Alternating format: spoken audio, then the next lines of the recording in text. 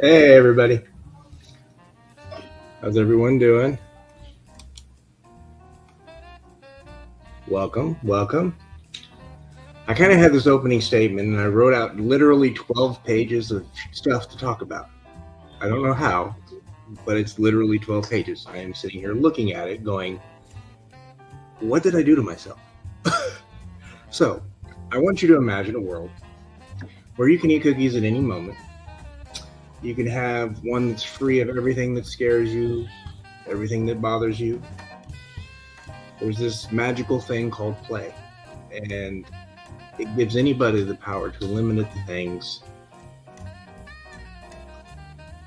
that frighten, that allows them to safely act out anything that they want. That's what we're here for. We're here to talk about toys.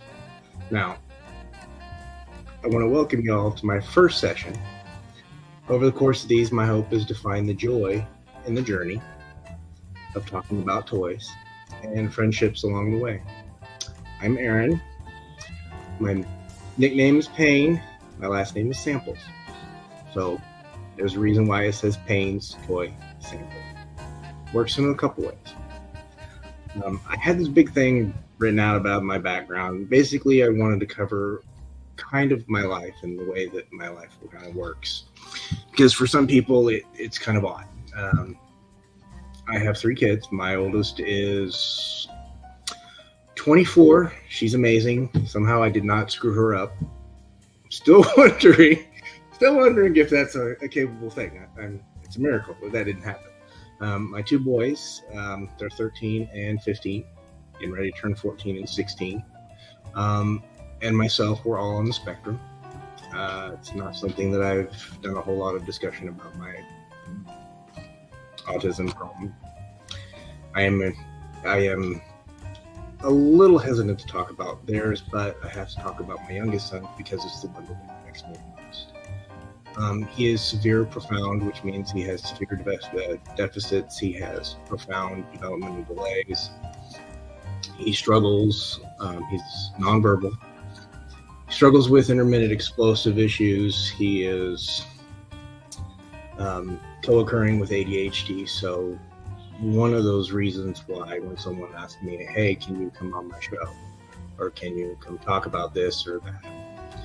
He's the main reason why I can't until he's in bed, where I know he's safe. When he hurt himself, or he's not going to hurt somebody else. He doesn't do it because he's mean. He doesn't do it because there's, he's unable to communicate, and violence is the language of the unheard. So for him, he's an amazing kid, though. I mean, he's awesome. He makes life interesting, but he also does, just that thing where it makes life hard. I gave up a lot because someone needed to help him. My wife and I, we work together really well. I work Monday through Thursday. She works Friday, Saturday, Sunday. So Fridays, Saturdays, Sundays are pretty much my time to be with him and hang out with him and try to. But that's also when I met all of you people because of toys. It's a weird thing. It is a weird thing to do just toys and talk about something very simple and basic. So I kind of want to give you a history of toys. Why toys? I could pick anything as an adult.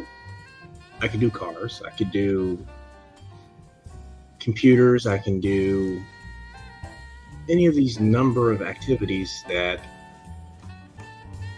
everyone does. I could have done those. So why toys? As an adult, people kind of get this thing where they look at you like, you're a toy collector. Yes, I'm a toy collector. And I really don't give a damn what you think about it.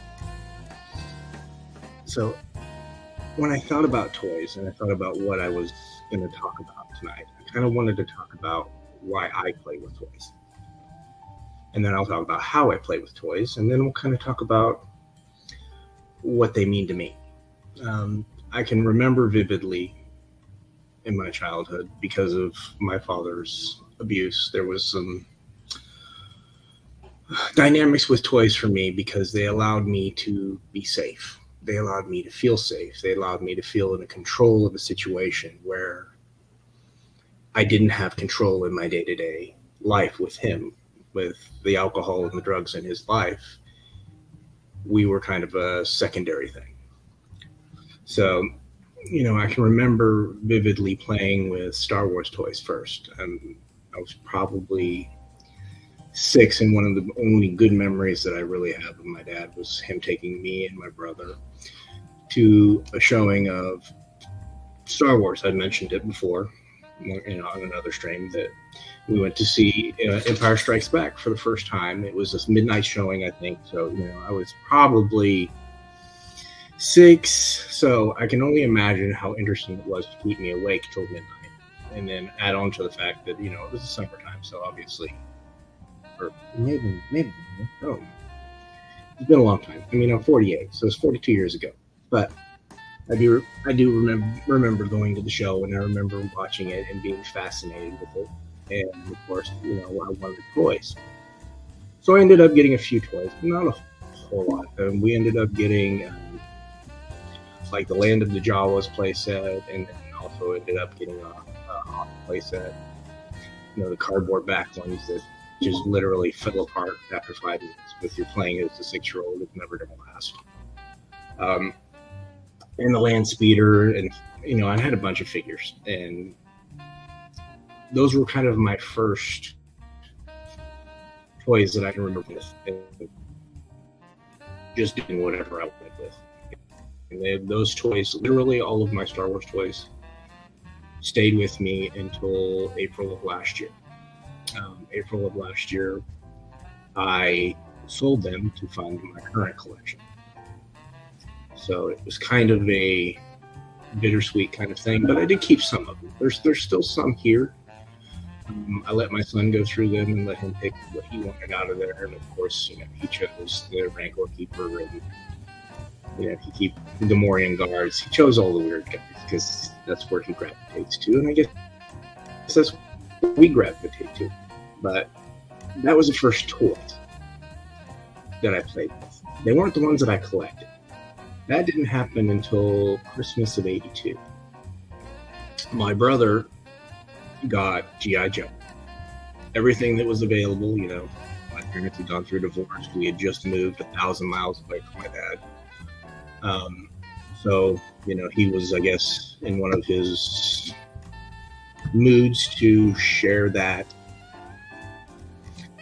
I'm going to be a good person moment again. So he bought all of the G.I. Joe toys, bought all of the Masters of the Universe toys, and my brother and I, we kind of gravitated toward whatever toys we were at the time.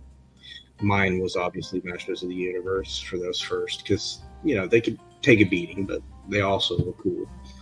And then the G.I. Joes were his at first. And over time, you kind of see those two themes in my toys.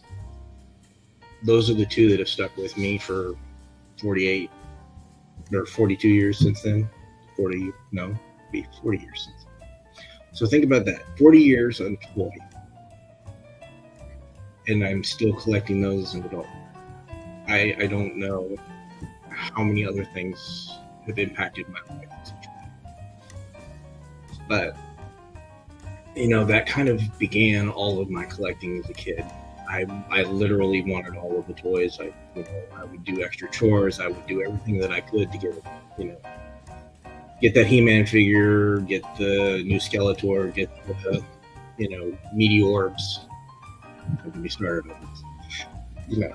I had to get the, Snake Mountain, had to get all of those kind of things, at least for the first, until that toy line kind of died, 86 or so. And then about till, 87 or 88, I was still collecting Joes as well. So it was kind of one of those things. The last toys that I collected as a child, at that pre-adolescent stage, was G.I. Joe. My last 3 figures that I got were Big Boa, Jinx, and Psych Out. Those were my last 3 Joes that I bought, and we bought those on vacation. We were in Florida visiting one of my mother's boyfriends, and I had never seen them before where I live. They didn't get them very fast. So these must have been just release kind of things. But I picked those 3 up, and I think that was kind of like the last 3 that I really remember collecting as a kid. And then I kind of went to that period where, the only thing I wanted to do was lift weights and do sports and, try to be something else. Wasn't collecting toys, wasn't doing anything else. That lasted, through high school. After high school, while I was in college, the Power of the Force 2 came out and kind of reignited some stuff. Between that, the X-Men cartoon, all of that, those Toy Biz toys, I kind of went a little crazy there for about 4 or 5 years. While those were out, getting all of those, the 1,200 versions of Wolverine and 1,600 versions of Cable that they had. There was just something about toys, and I had money. I had money to buy it. If I wanted a toy, I bought a toy.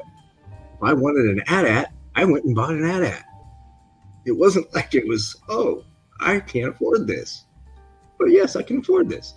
I have adult money. What is this? I don't understand. What's going on with that? And I also tried different toy lines. I had a few Exo Squad figures at the time. I also, kind of developed this habit of buying one to open and one to put on a wall. So you'll kind of see that theme here in a minute when I kind of share my toys. Sadly, all of my childhood Joes got sold by my ex-wife and my mother for $75. So that's a running theme in my life. I have the toys and they kind of disappear. Hopefully this time they're staying. The ones I have now, I think are staying. I think. Let's hope. But it's an interesting thing. Let me open this. Okay. Didn't open that. There we go. Yes, I need that.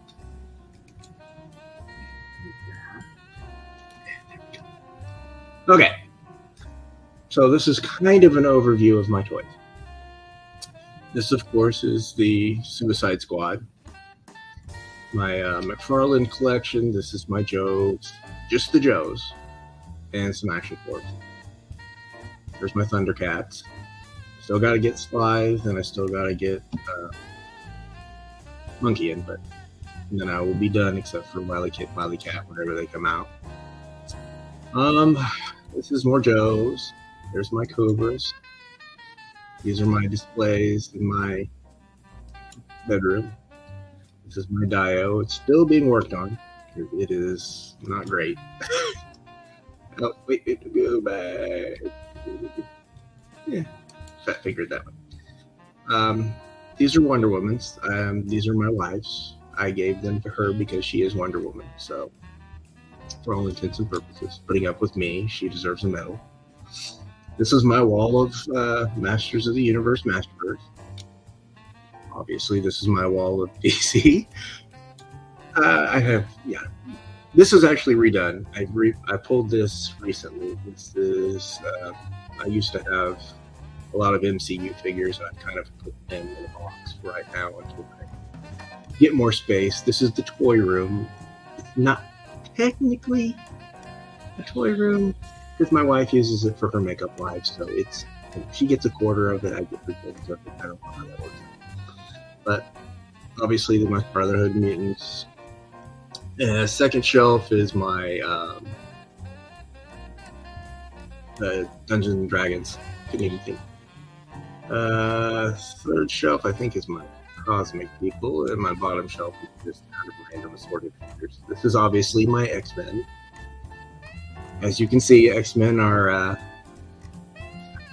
important part of my identity. I wouldn't have that many X-Men if they weren't. These are kind of what I like to call this was originally my childhood representation shelves. I kind of moved my Geralt up there and my Ciri, and I kind of moved my Mr. Knight Behind him is Daredevil in his 90s, big armor. But the Quicksilver, the Mumra, the Monstar, and the Lion-O, and there is up above that is a Skeletor on the custom Panther that I did. This was the shelves that I wanted to highlight those toys that I really loved as a child that weren't my Joes. My Joes were, you can see my Joes are in a separate place from everything else because they're a little higher on my list. Why, I could tell you.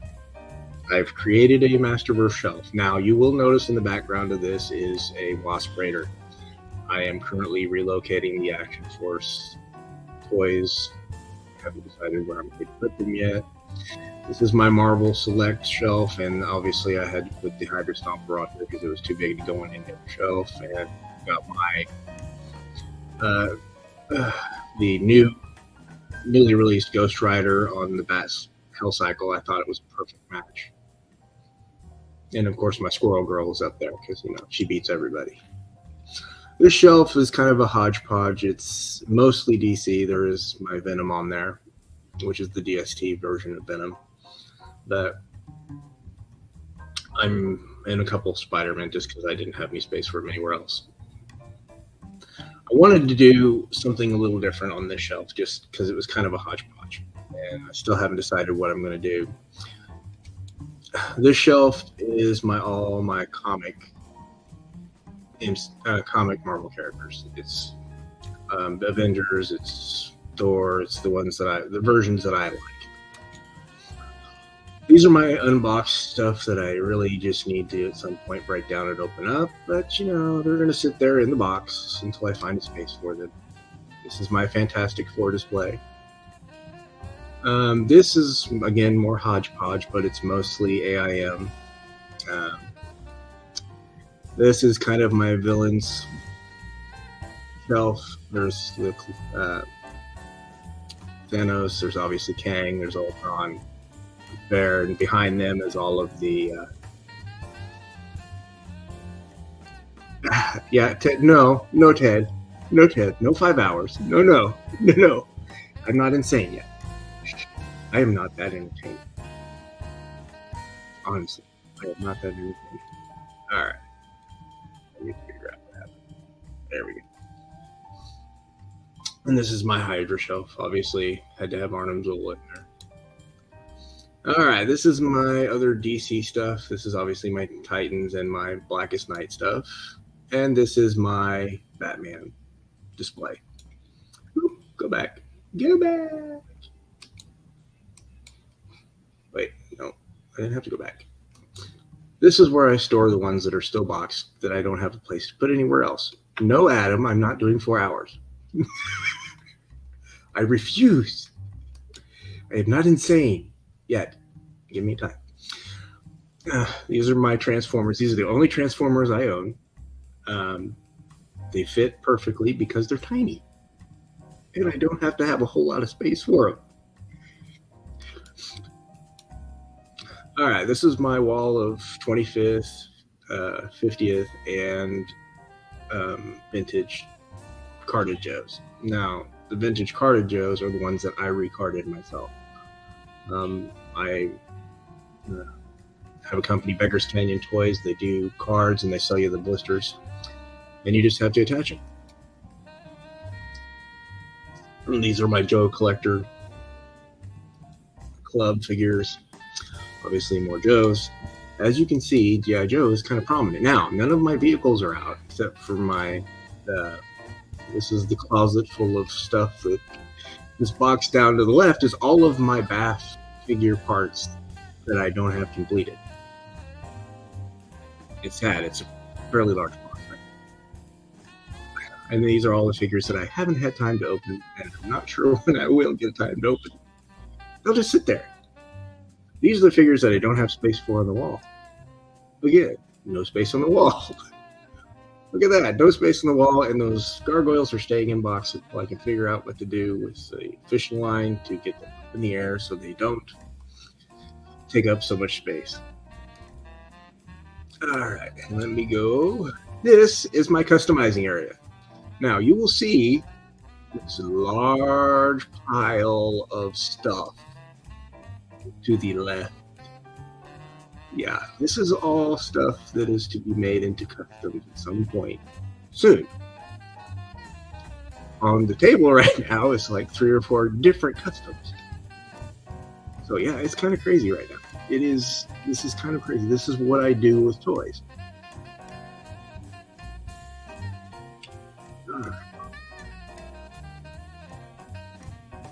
So, I kind of briefly glanced there with some stuff over it. I kind of talked about it. I want to talk about my love of toys. So,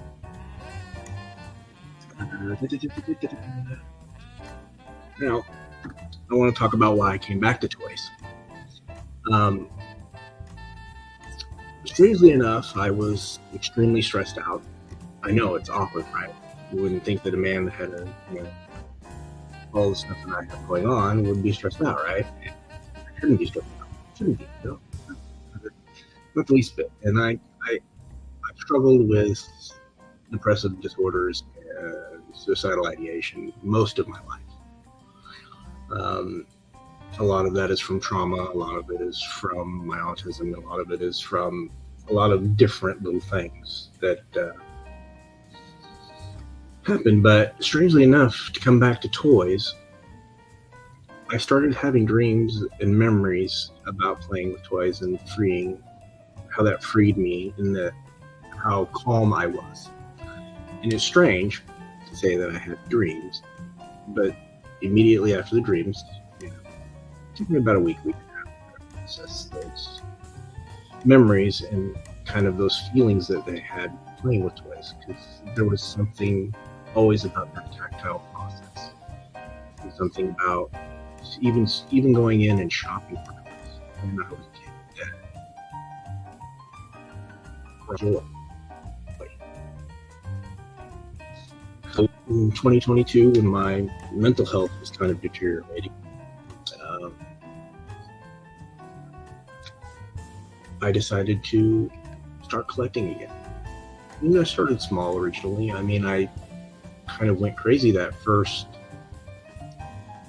month and a half. I literally bought every G.I. Joe classified figure that I could get my hands on. I ended up getting 2 of everyone except the first Snake Eyes, the 00. I got 1 of him. I wasn't going to pay for 2 of him because he was ridiculous at that point. I think I paid $150 for him. I mean, I paid for a $30 figure.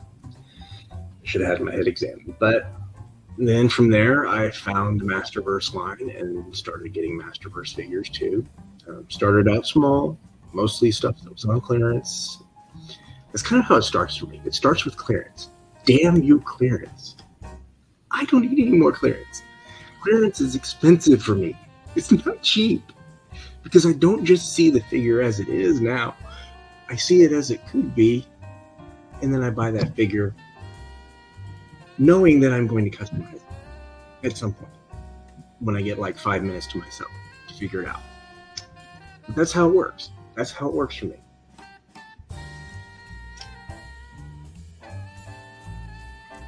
And then I started, watching all these YouTubers. And it took me a while. I kind of parsed the people down over time to kind of, you know what, James, I'm a sadly, G.I. Joe classified as the only line that I am a completionist on. I am sadly a completionist on that. So, now I lost track of my thought. I was going somewhere. And then the train just ran into the thing and saw that, yeah, I know, I don't need any more Snake Eyes. I know Adam will be on here cursing the world shortly because, he loves Snake Eyes. But after 8 versions, I think I'm done. I may have to break my OCD about completionism on the G.I. Joe classified line, correct. But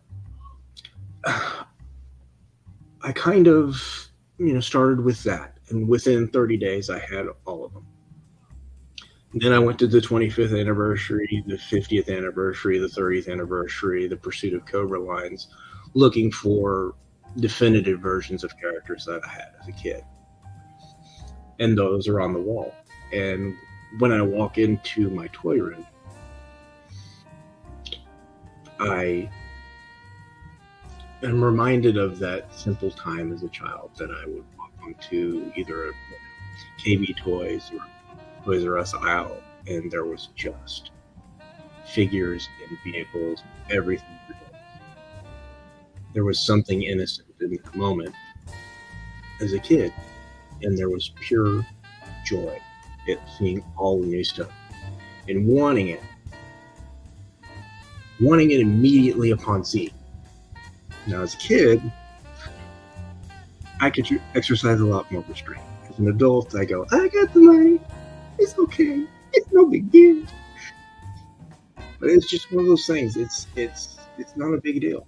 I mean, as I've gotten older, I've shown out quite a bit for toys. I realize now let's see, I started in January of 22 back collecting. And literally everything that you saw in my collection has been purchased since January of 2022. And that's a lot of stuff. I kind of went nuts. I probably shouldn't have, but I did. Kind of went nuts. So I started with just collecting. I would take them out and I would display them and pose them and do all that stuff. And then it started, hey, I'm not going to get this thing. I'm not going to get whatever it was. One of the first ones were like, well, okay, well, maybe I can look into customs. And then there was a guy doing customs, a buzzard. The custom I have in my garage area where my custom area is. Yes, Adam, I got all that in 16 months. I have spent a lot of money. I don't regret it, but I've spent a lot of money, and I've been slowing down. I promise. I've been slowing down at my age. But I'm also falling into the indie trap of getting all the indie toys. So my main toys still going to be Masterverse, still going to be Joe, but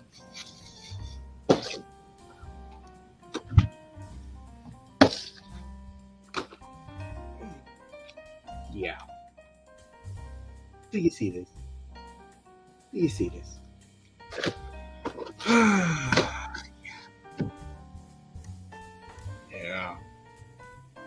Yeah. Oh. And then.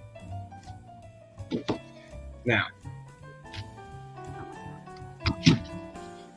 problem 2 in my way that I interact with my toys is now I do customs. I literally bought this for the accessory.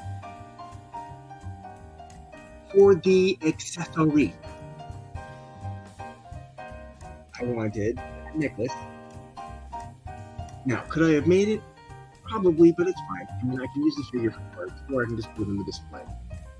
Then I can use the Kingston body. Figure out what to do.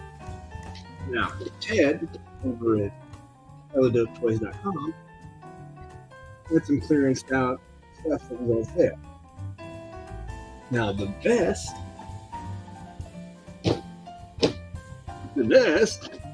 for this one is coming off this figure. I already have this figure, and I'll just use the body and the head, because the head I think I'm going to use for. I haven't decided who yet. I'm not going to do what everybody else is doing with the head and making. Not going there. That's too easy. But that necklace and this lovely beast are going with the next custom. I've actually already started on him. I've started painting him.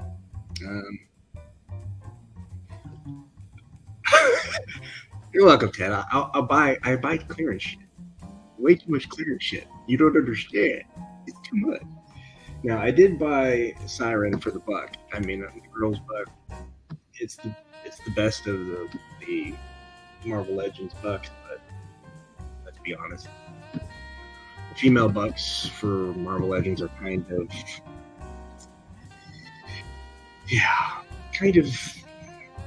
disappointing. The knees make me crazy, and most of the time, they're just too rough. The male ones can be that way, just not all the time. But the second way that I interact with my toys, the second way that I play, is custom. I started with buying a custom, seeing how it was done, disassembling it, reassembling it, playing with it. I mean, I spent $100 on custom, so I was going to get my money out. I wanted to see how this person came up with solutions for certain things, because it's not perfect. It's a good buzzer. So I ended up buying the backpack from Muchas Gracias Design. I did not like their gun. The gun the guy did was amazing. I love my buzzer gun. But I started, I drilled a hole in the back of his head, put in a ponytail. It's one of those things where I started doing those small things. And then, of course, there was never going to be a Masterverse Panther, or at least not yet anyway. I don't think so, because the Masterverse Battle Cat sold so poorly. So I took a Masterverse Battle Cat. I painted it. Yes, child. Okay, congratulations. Thanks for playing. Brah. Don't bra me. Somewhere along the line, it went from dad, daddy, father, to bruh. Whatever. I'm still not understanding that dynamic. But it's interesting, because that second thing for me was allowing me to kind of express my creativity. I look at figures and I kind of see how they break down. I try to figure out new ways to use old figures. I look for parts, accessories, pieces. I look at boots, where the boot cut is. It's weird. It's weird what I do with this analysis of figures so that I can make custom.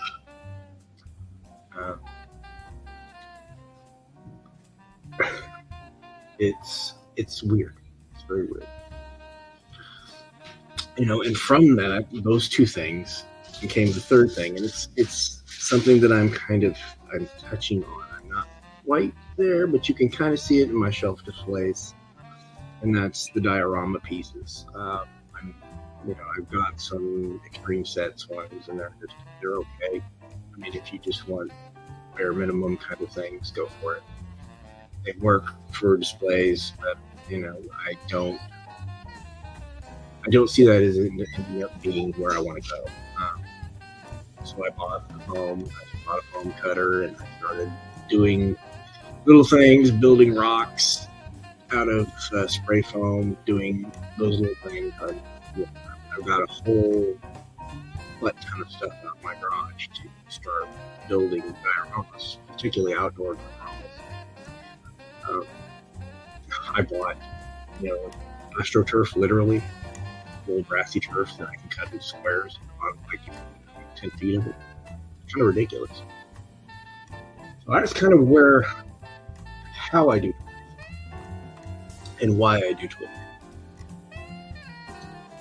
Now, I don't know how everybody else does, but that's kind of how I am.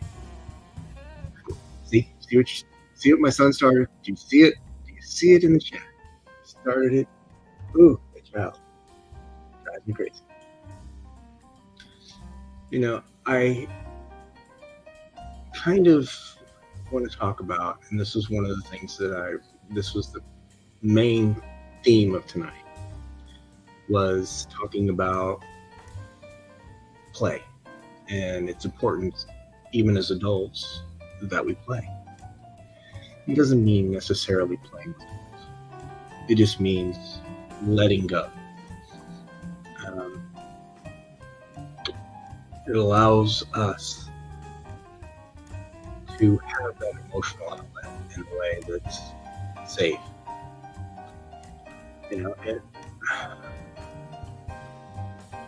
There's not any one way to play, but it doesn't matter whether it's a game, arts and crafts. It gives you some opportunities to explore new possibilities and think outside the box. If you're coming up with unique ideas, creative solutions, these things help you in dealing with challenges that you're going to face. They do. An active imagination is going to be important. It always will be important in your lives. I kind of did some research, and according to a study, they did a study of 1,500 chief executive officers from 33 industries around the world. The CEOs of these companies believe that successfully navigating an increasing complex world will require creativity more than any other skill. Why do you think that is? Without creativity, nothing changes. You wouldn't have these toys. We would still be looking at 5 POA. You might even not even be looking at 5 POA. There might be statues. That's the thing. That's where we're at. Creativity is central to joy. If you're not using your creative side, joy is going to get sucked from life.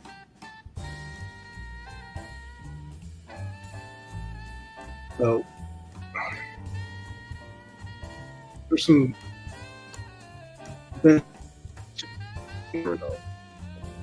have this thing over here. I'm sorry. I'm looking at my notes. So it's over here to the left on my second screen. It's active. So there's some benefits to playing as an adult. One is improved stress management. Wow, I cannot talk. La la la la. I'm just gonna go over here and take it. So obviously improved stress management. Improvement in overall well-being. Obviously those are benefits that everyone can use right now, right? It's offering a reprieve from the chaos that challenges us to connect with a key part of ourselves that gets lost in the responsibilities of adulthood. What? Especially during a crisis. As we get older, our egos grow, we become more self-conscious. Play feels silly, unproductive, and time-consuming. But that's kind of why we need it. We feel overwhelmed. I don't know about you. I feel massively overwhelmed on most days.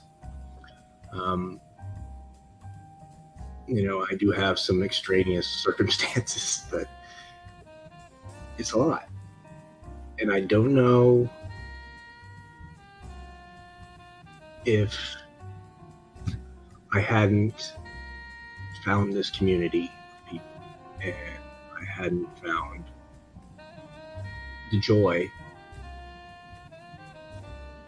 where I would be, because it was getting rough for a while.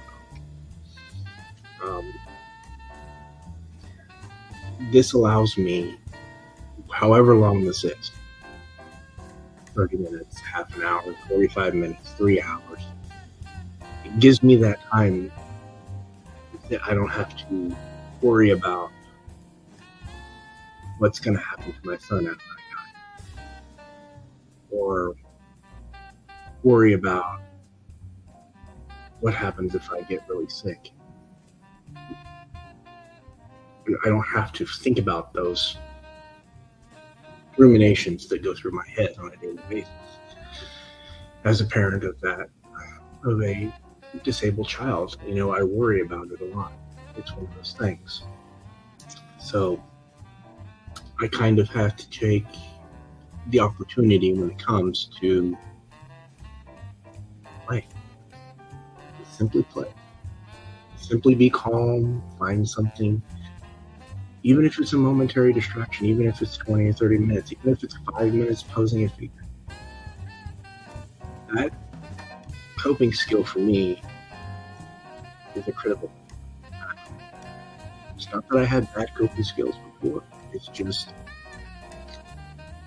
it reawakens some creativity and kind of allows me to be a little more me.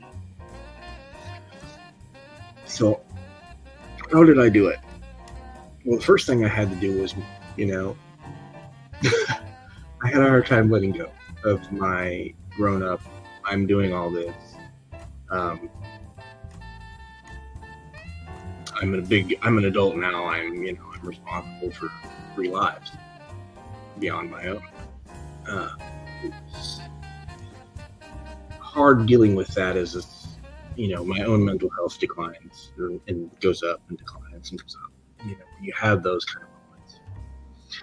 So I had to learn to let go of that person that was always serious and always, for lack of a better word, angry.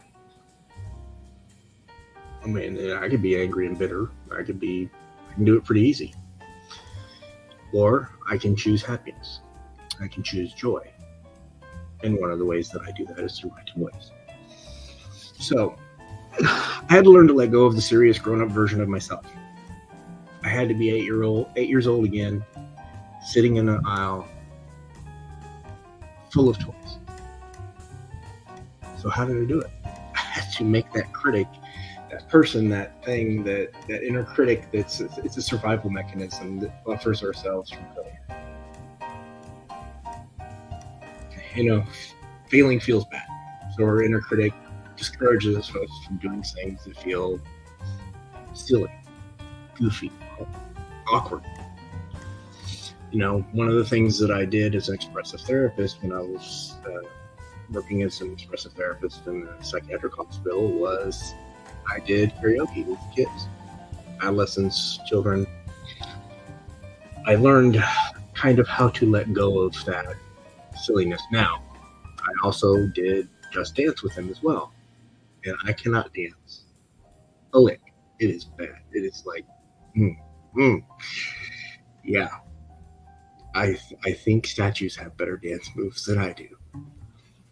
So I have to let go of that inner critic. It's one of those things that I would encourage those of you who have that inner critic that does nothing but tells you, the negative thoughts. You're a loser. You'll never be what you want. Everybody hates you. You're an imposter. Everything that thing says to you. And we all have it. We all have the inner critic. Write it down. Is it any true? Is any of that true? Does any of that make sense in the greater scheme of your life? Or is it just you trying to protect yourself? We all fall on our face. Some of us get back up. Choice is yours whether you want to do that. Me, I'm going to get back up. I keep doing it. Apparently, I'm a glutton for punishment. What can I say? So it's one of those things that I used to have people do when I was an expressive therapist, was kind of work through that. I had them write down those negative thoughts. I would have them put them on paper. And then I would have them say, is this true? Do you think this is true? And it's a therapeutic activity. But I recommend you guys doing that as well, so you can kind of let go. If you don't have fun, then why are we doing it?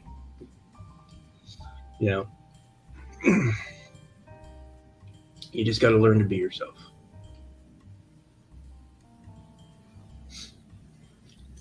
And the thing is that it's going to help you realize if you're being harsh with yourself. Because I was being really harsh. And I had to learn to kind of let go in 2022. When I decided to go, hey, I'm a 47-year-old man. I'm going to go collect toys. And I said it with a serious face. My wife looks at me and goes, okay. I was like, okay, let's go. You know, we have access. I have access to adult money, so I can buy adult things. Or I can buy children's things. It doesn't matter, right? It doesn't matter. All right. So one of the things that I did is kind of an exercise, and I kind of wrote this down. It's kind of talking about play. You know, remember when I talked about earlier about having those dreams of playing with my toys as a kid and how free it felt and how utterly joyous it felt to, I mashed my Thundercats with my G.I. Joes, with my Transformers. It was one big, hubbub party. I didn't care. But as I got older now I get twitchy when my 7-inch are standing next to my 6-inch figures. And it's like, I don't like this. It doesn't make me feel good. So it's one of those things. And, I kind of did this thing for the last year and 4 months, where I would just participate in chats and talk to people, and I was just talking about toys, and decided, you know what, I can probably talk about tougher subjects, but I can also talk about what toys mean. And I want to talk to people who want to talk about what toys mean to them.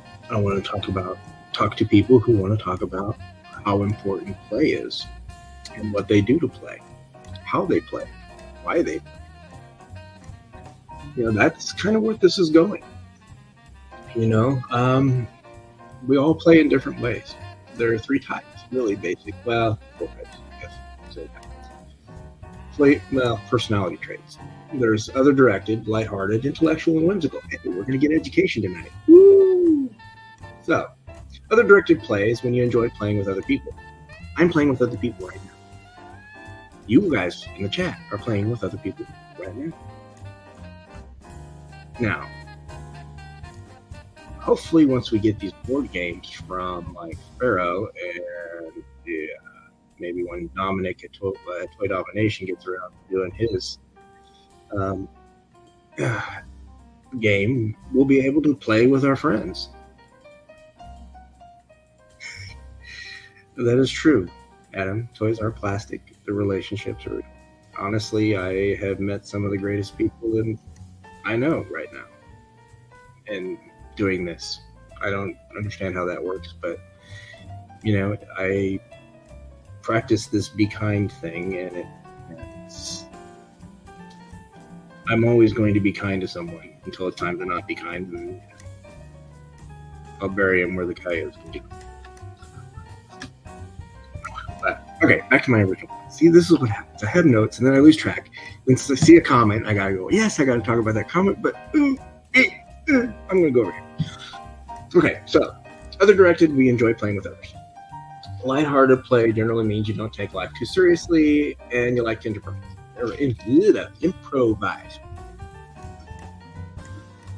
But I like to improvise sometimes. Obviously, I'm having to do some improvisation because I literally threw out most of my script. Since I started this, 12 pages. I wrote 12 pages of it. I don't understand. 12 pages. I didn't even think it was 12 pages until I looked at it right before I came on. I was like, I wrote 12 pages. It's single-spaced. It's single-spaced. Okay. So, lighthearted play obviously means I don't take life too seriously, and you like to improvise. So, intellectual play. This is kind of me. It has to do with ideas and thoughts, like wordplay or problem solving. And whimsical players like to do odd things, or unusual things in everyday life. Knowing your style can help you figure out which activities you like. Now, obviously, I like toys, so it doesn't really matter. Okay, Okay, here's the thing. Um,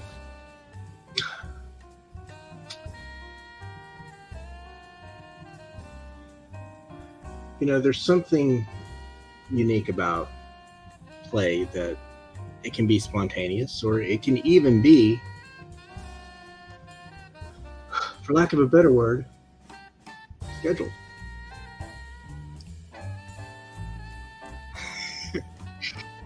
Yes, Adam. I'm learning my thing, but it's trying to keep me on track so we don't have 6 hours. I'm trying not to go for 6 hours. I promise. I'm trying not to go for 6 hours. Because honestly, I could probably talk for 6 hours. I could. I'm not sure that would be interesting. It might just be rambling like it is right now. Okay. So, I'm going to go over benefits of play. Maybe. No, hang on. Okay. I'm going to go over a study. Dear God, Ted, no 6 hours. Oz, I am not you. I like sleep, and I have a child that will be eating my lunch if I don't get enough sleep. So, in 2011, they did a study. Yeah, it's an old study, but you know what? They're talking about desirable characteristics such as liking to make people laugh, ability to ease tension, and able to support creates playfulness. Directly higher playfulness was related to creativity, appreciating beauty, approaching life with excitement and energy, playful expressions of love, a sense of hope, a sense of humor, playfulness, letting go. Oh, Jeremy's here. So you have to let go. So I'm letting go. This I literally bought because I wanted the piece.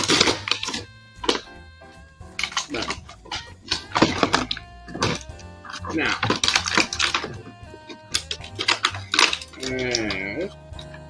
my slippers. Yep.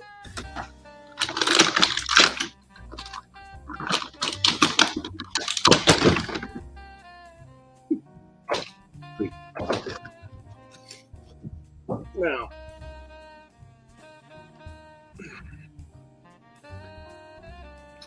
I want Adam to take a guess.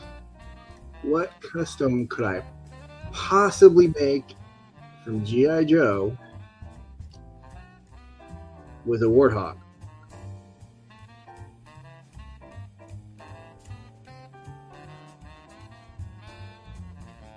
Let's take a guess.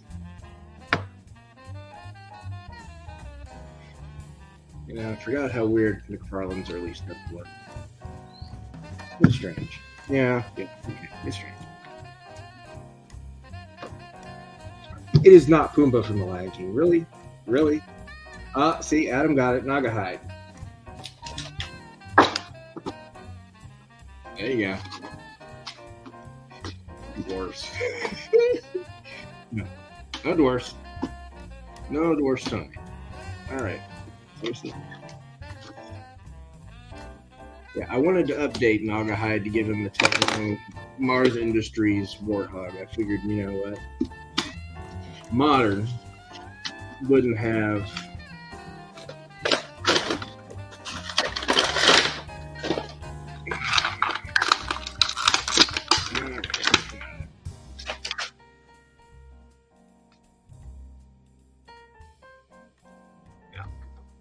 I bought an entire toy for that.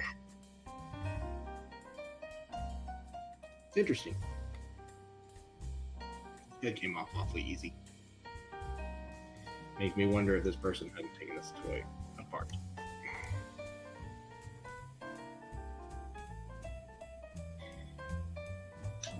Ooh, hello.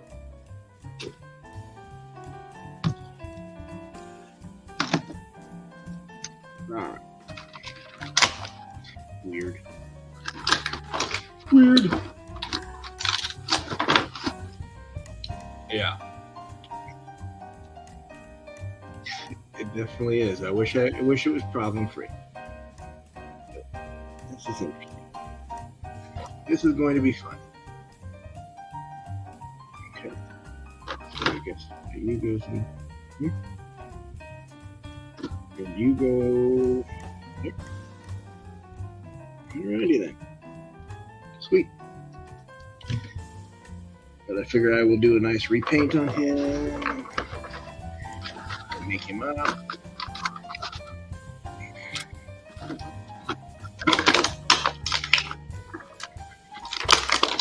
Oh, goodness. So,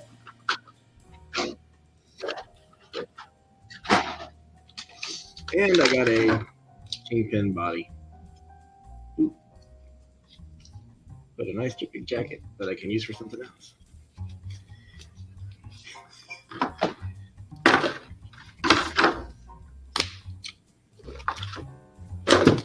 And then this is hilarious. I wasn't gonna open him. I was gonna put him on the wall, and then somehow the tape dislodged itself from the top of the box, and it now won't close. And the tape is, not as sticky enough. So, you know what? I guess I'm gonna have to take out Duncan. He's gonna have to come out to play because big freaking gun. Eating.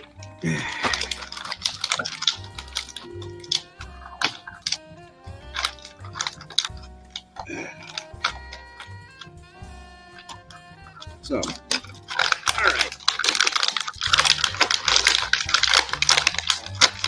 Don't you just love the plastic crunch? All right. Crunchy, crunchy.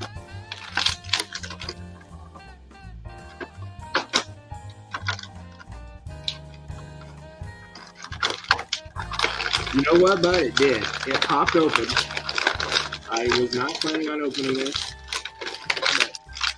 but since it was open,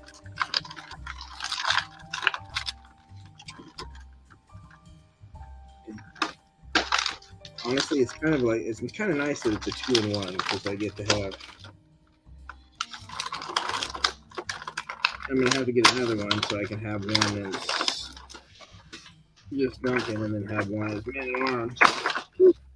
There we go.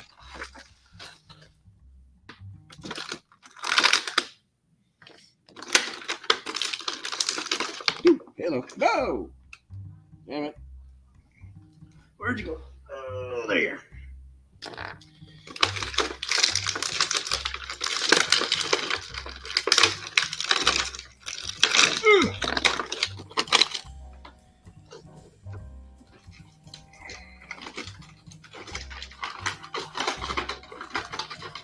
All right. That's fine.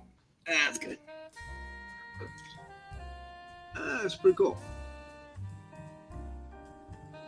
There we go. I kind of like that one. I dig that.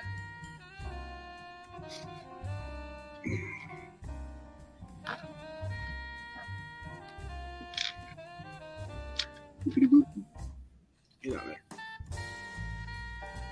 Yeah.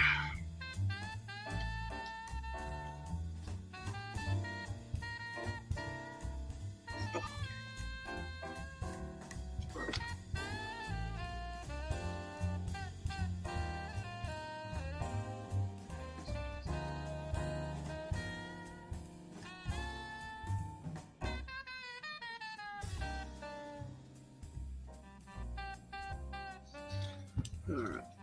Oh. So, there is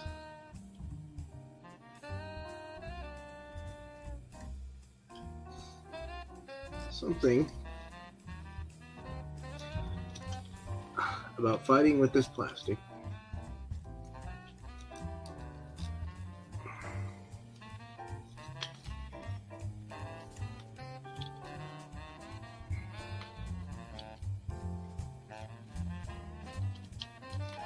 Okay, come on.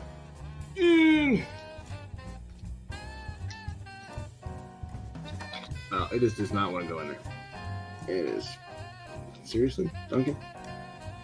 Hold your gun, man. Hold your gun. There we go. That is a big, beefy gun. I am not quite sure. That is big and beefy.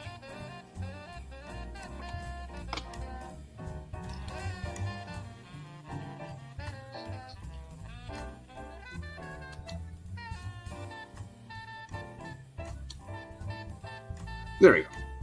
Drop that down a little bit. Kind of big and beefy. I kind of like the soft goods. Not great, but it's okay. It's not bad. It's not bad. But you do get that head. Beep, beep, beep. There it is.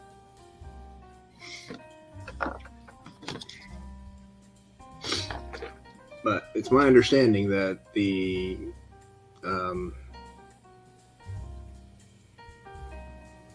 flash effect from Hordak will fit in this hole too. So it's a good thing I have two Hordaks, so I can use one for that. Yeah, that gun is gonna make him way off balance. That's frightening. Well, no putting you on the top shelf. Oh, take a swan dive.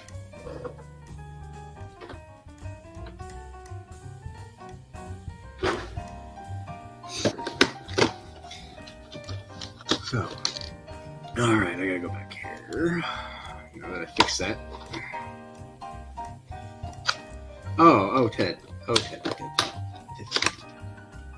Shh. It is not Bart.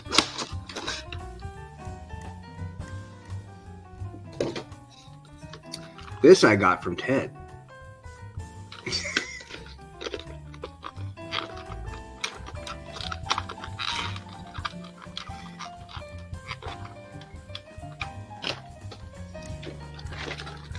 Well, you know, I'm not as upset about the not having the hood. I mean, they kind of did it where they made it plastic in the front instead of putting it on top of his head. And yeah, but I mean, you could probably finagle it. Maybe, maybe not. Yeah, maybe you could finagle it. Wouldn't look natural, but you could finagle it. See? It's finagled.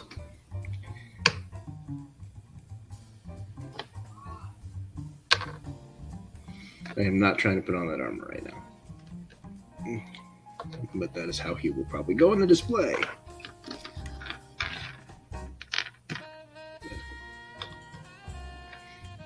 Alright.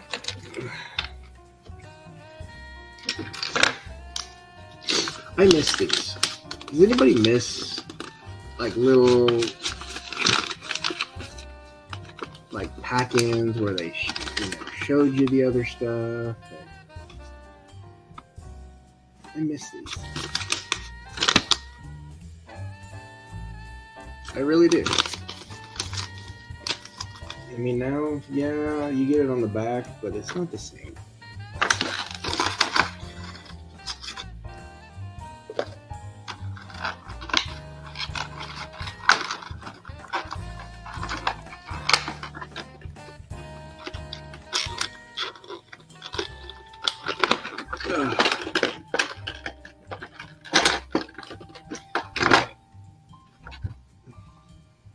I had to get him.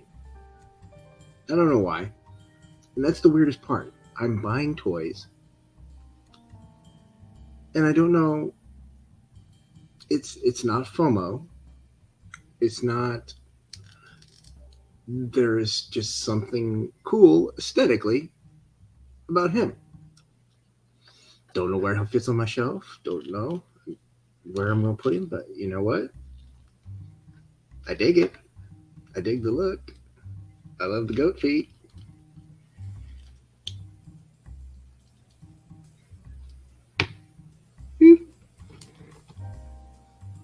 Yeah, I like it. Oh, okay. I got pauldrons. Ooh, got a dagger. Got a couple of sheaths. Excellent. Later, James. So, I'm playing right now. And, I'm learning how to be more playful as I kind of go into this dynamic, and I'm finding my play style. Obviously I'm the collector. I enjoy building collection. I'm, at one point I was probably a competitor, so I was a person that was, likely to want to do sports or compete on online games back in the day, when online was the first thing, a whole 10 years ago. Ancient times. Back in the dark times. Back in the dark times. So, but I also fall into the category of the creator or artist. So I have this weird thing because of what I do with my toys.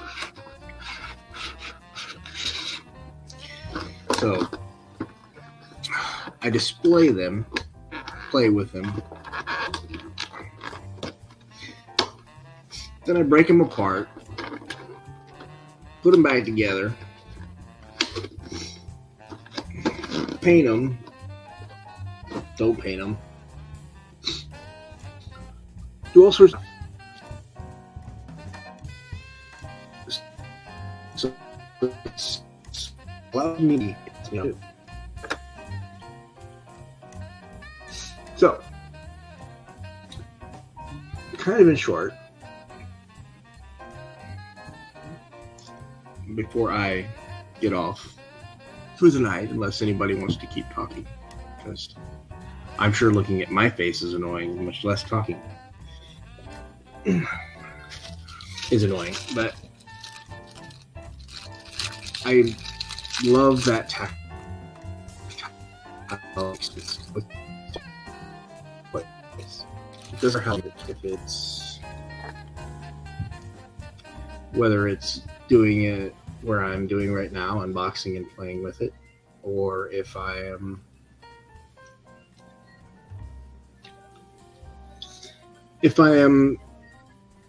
making a custom or looking at a piece that I want to take off so that I can do a custom, and whether I decide that I'm going to do a black wash or whether I decide I'm going to do nothing. I mean, that's when I like, did I lose my mind? I'm not doing nothing.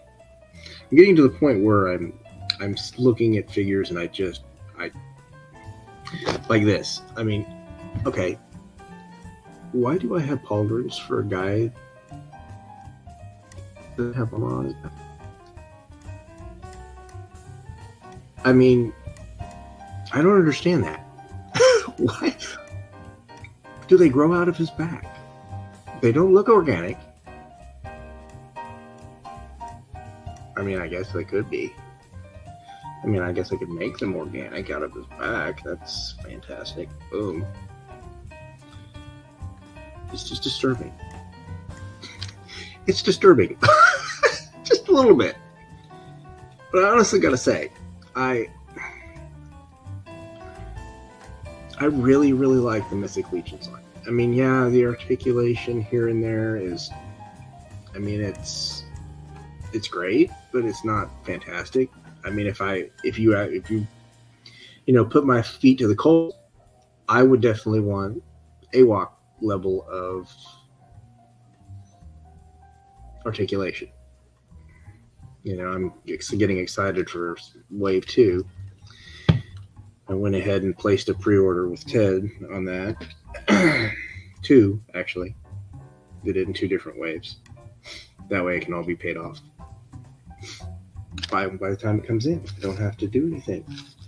By the way, I am a huge shill for PayPal Pay in 4. I tell you what. I buy my stuff, pay for it in 4 equal payments. Done, no interest.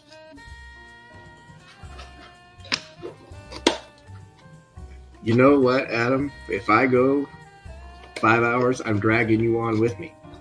Just letting you know. I will send you a link.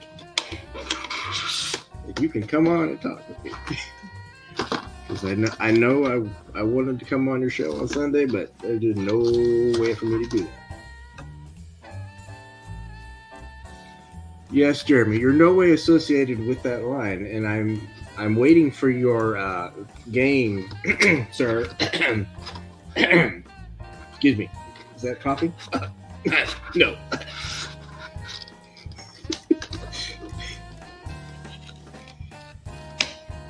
And then I'm going to have to get more AWOC figures. So, because, you know, if I'm playing the game, I'm going to obviously need more figures to play the game, right? Yeah, so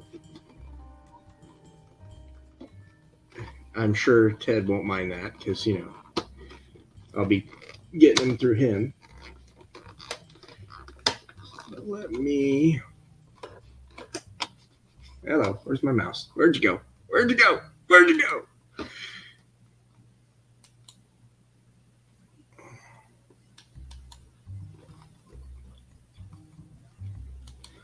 All right.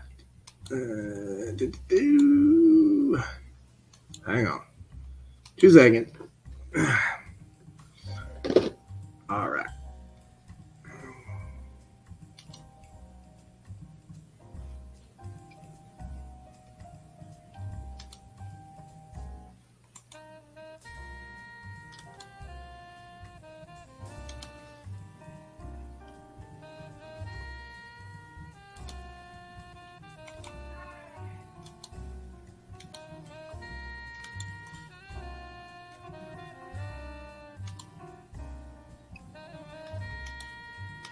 All right. I sent a couple e-bites. We'll see if they want to come on. Just so we can talk. You know what, Jeremy? No, I'm not doing 100. But I will probably do at least 2 or 3 of each of them. Sadly. You know, prior to G.I. Joe Classified, I did not army build in my old collections. But in my new collections, apparently I army build. I went crazy.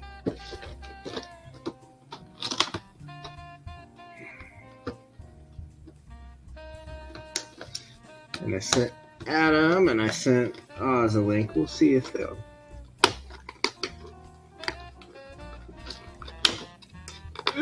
Come on.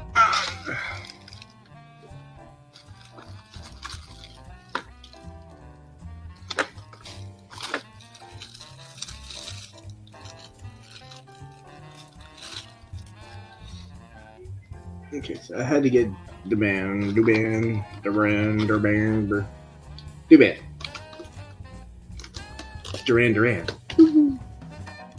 Oh, well, that's good. Good. Awazer is a complete army builder. Fantastic. I need to be broke for a little bit longer. But at least broke for toys.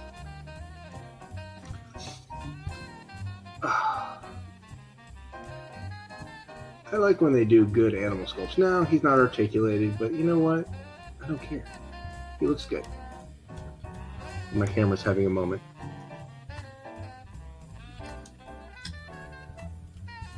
Really like it. Really like it.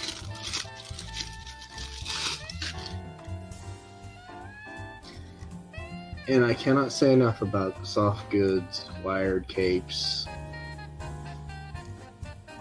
so appreciate a wired cape.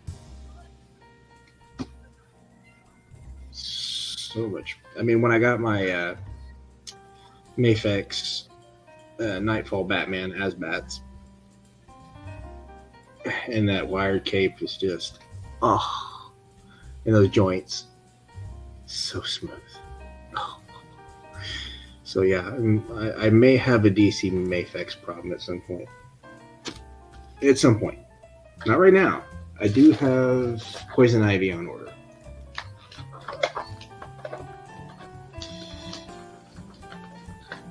Soft goods. I like a good soft goods. I do. How come he got all the hands? I mean, really? Seriously? I got all these hands for him. And nobody else got hands. I'm going to have to figure out where to put his hands. Come on. Out of there. Out of there.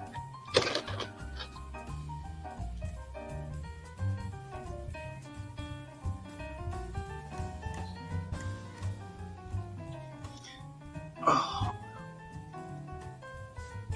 Hey, Adam, I sent you a link if you got time. Okay, so I'm assuming this is the hand pump. Doesn't matter. Okay. Okay.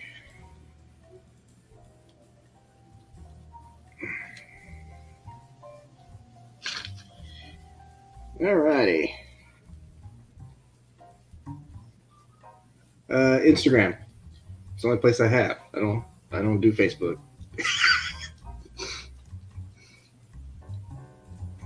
Just let me know if it didn't hit. I can send it again. Yeah, it's there. At least according to mine. Insta. Insta. I like it.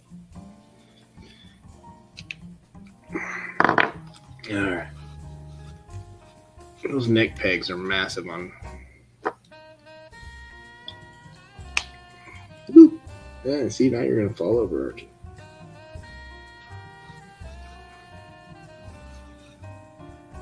See? Just look at that.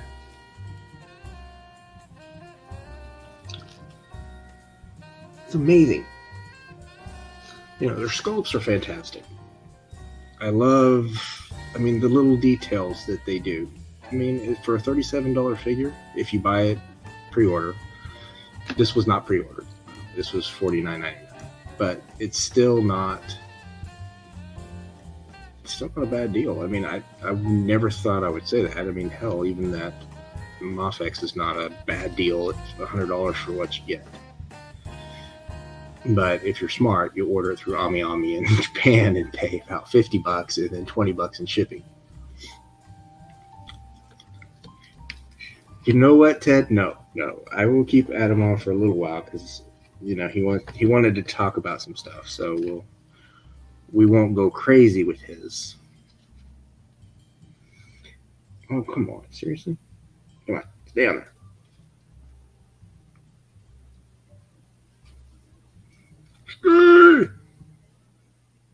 Yeah, my only complaint about Mythic Legions is the short wrist pegs. That is a little tiny. I would like it to be just a little bit longer. Well, geez, Jeremy. So mean.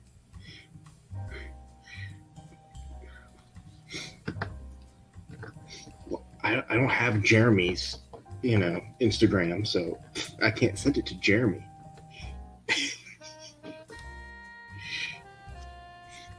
Oh, yeah, that's cool. All right. Well, now I gotta find a space for you on my shelf.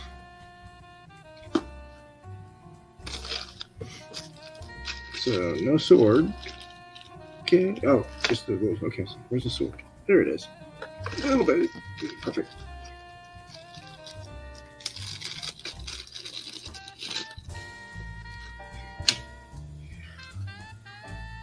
Ooh, kind of like that. I do. The one thing about Mythic Legions I really love is just the sculpts overall. There's some of the best sculpts on a figure, 112 anyway. You get up to 1/6 and then there's a different story. You can get some pretty detailed stuff. 1/4 even better. Then you get 1-to-1s. Honestly, I would never get a 1-to-1 because I have no space for that. And I'm not crazy. That to me is insane. I don't need a life-size Deadpool in my living room.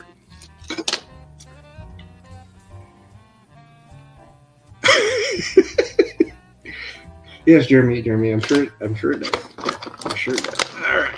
Ooh. Come on. Okay, come on. Okay.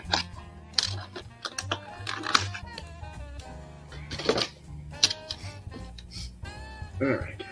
And yes, I know I shouldn't be posing these and doing anything with them, since they just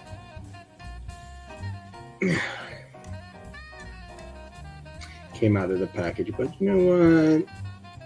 I like to live dangerously. Why not? It's only $50, right? It's not a fortune.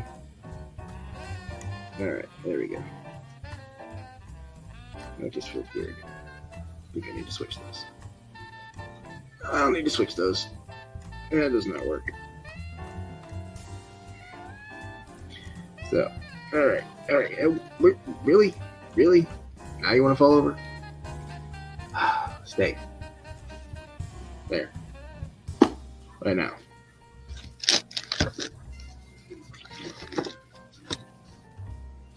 Yeah, I had to change my desk because I couldn't see anything if I didn't, but I still have Tiberius here.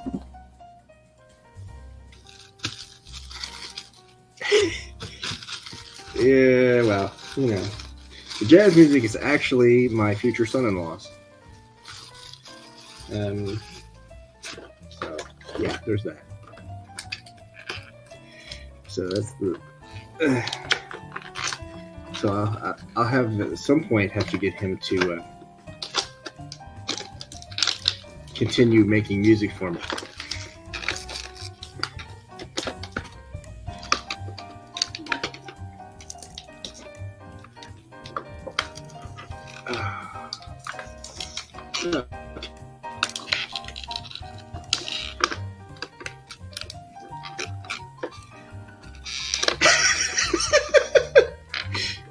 I tell you 1 of 1? Wow.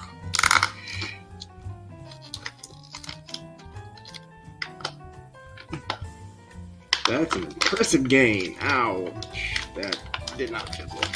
Okay, why are you stuck in here? What is going on with you? Okay, seriously? Alright, fine, go that way. So, apparently, this tape hates me, and I just don't really want to rip it. Come on.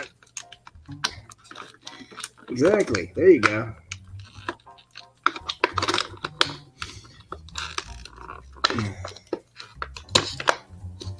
Okay. Good gravy. You know, I said I was going to unbox stuff, but really?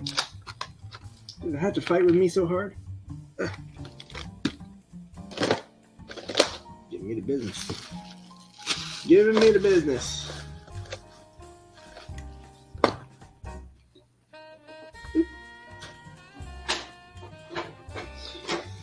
Yeah, you know, the worst part is what I'm going to do with these boxes after I'm done. They're going into another box to go into storage in the attic. Because apparently I'm insane. Gotta be. I take them out of the boxes, to put them in a big box, put them up. I don't know what that is. I don't know what that says. Even as a psychologist, I don't understand how it works. It's like, maybe I'll need the packaging one day. You know, I did find out recently from my mother that I used to do this as a child, and I had all of the packages, all my boxes, all my G.I. Joe boxes, all of them, everything that I could fit in closets, under my bed. And apparently when I would go to my dad's as a kid, she would throw out my boxes. I just thought I'd done something with them, obviously by the time I came back, it was 3 months later. I'm like, well, what did I do with these? So she finally admitted recently that she was the one throwing them out. So all of my card backs, all of my file cards for my Joes, pretty much all of my boxes for my vehicles that I had as a kid, she threw out over the course of my summer at my dad's. So, that was always nice to find out. Always nice. Thanks, Mom. Thanks, Mom. It is weird. It's awkward, but you know what? I don't care. Honestly, at this point in my life, I don't really care what someone thinks of me.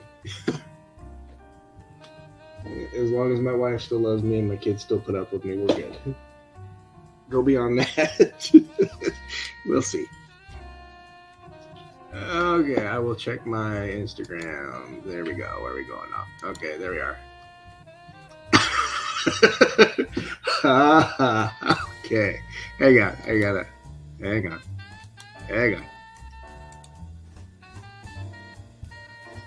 All right, hang on. I gotta figure this. Going to save image. All right, I'm gonna put this in here.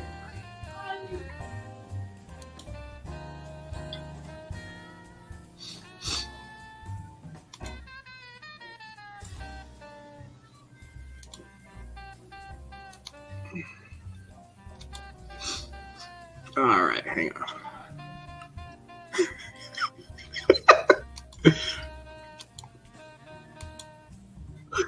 What's up, Adam? What's going on? Not much. All right, I gotta show you this. This is hilarious. Hang on.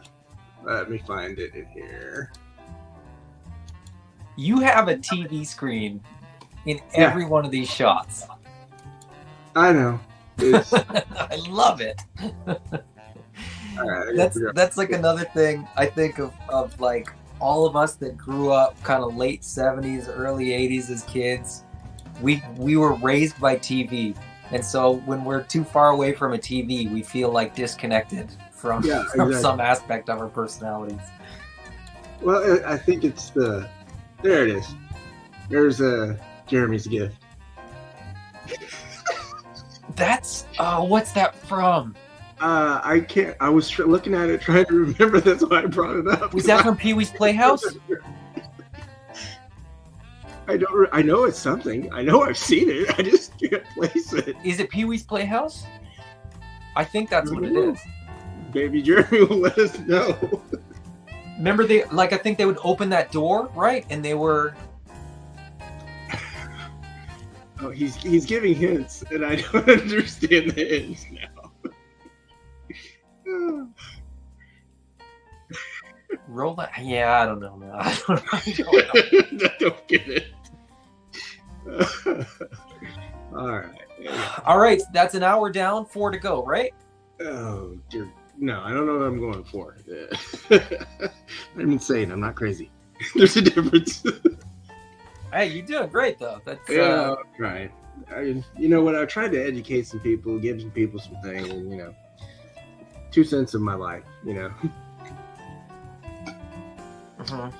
But now I have this kingpin buck. I'm having to think about using some of my bath pieces to make a full kingpin and do some painting.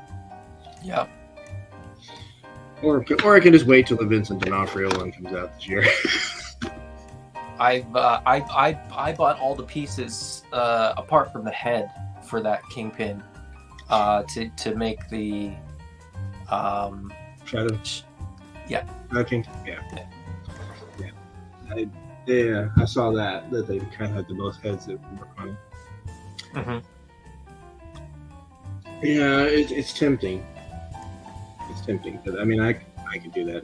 Because this is, I would swear this buck looks very similar to the Joe Fixate and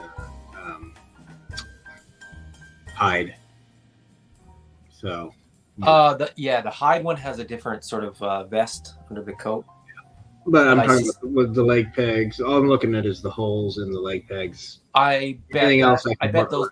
I'm almost positive those are standard, or not standard, but shared tooling. It's got that weird diaphragm twist on it, though. Not my favorite one. So what are you up to? What are you up to? Nothing. I'm just watching this. I was sort of channel surfing between this and Brick Something's got Kayla on doing the Lego thing. Yeah, every time I see that, my fingers hurt, so I just quit watching. Oh man, I love Lego, and Lego was my gateway back into toy collecting as an adult. So I still will buy the odd set here and there, and my kids love Lego too. So my oldest boy, he loved Lego. I mean, it was the sad thing is he was fine. This is hilarious.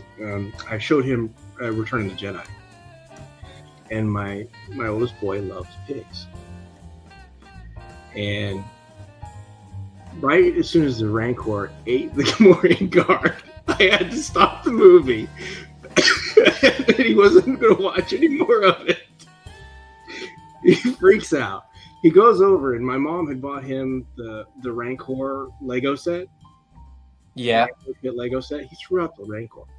Now, several years later, he comes back and he goes, "Man, I wish I hadn't done it." I said, "Well, you know what? You wouldn't let me get it out of the trash." That Rancor's not cheap either. If he still had that, he could have thrown it in the trash. You could have sold it now for a pretty penny. Yeah, no, but it was one of those things where I looked at it and I was like, okay, well, if that's what you want to do with it, So my oldest, who is 7, if you threaten her with throwing something in the trash, she will instantly regret whatever decision led up to that.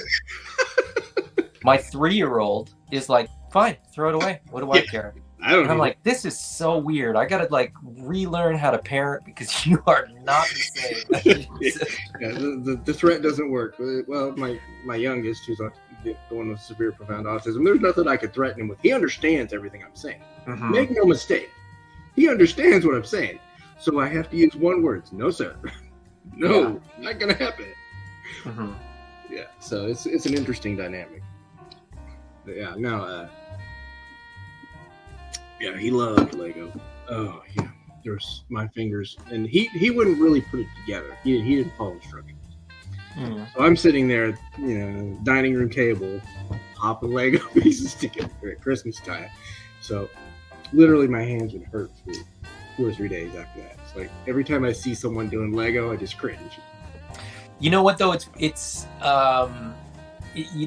like guitar, like playing guitar. Yeah, right? When you first start, your fingertips hurt all the time, and then once you get those calluses, you're like, "What are you complaining about? Like this is just how you do it." You know, it's just normal.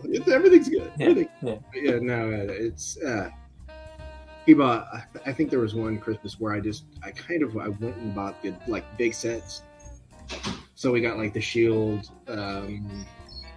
What was it? It was the Quinjet.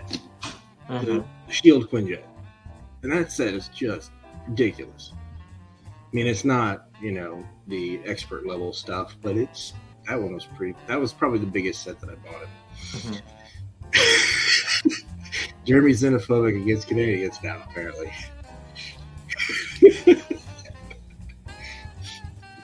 I told Jason today that I was planning on going to Legion's Con, and he's like, "Are you allowed to cross the border into the U.S.?" I said, "No, but as long as I got to cross a mountain pass and swim down a stream over a waterfall, and if I can get in undetected, I'm good." So, yeah, well, I mean, it's not like it's a hop, skip, and a jump, but you get there eventually. See, the question becomes then: is it driving or flying? That's actually both.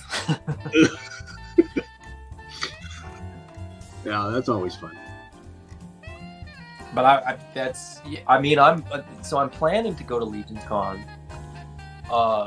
which is, it's coordinating all of it. That's the hard part because that's anything is logistics.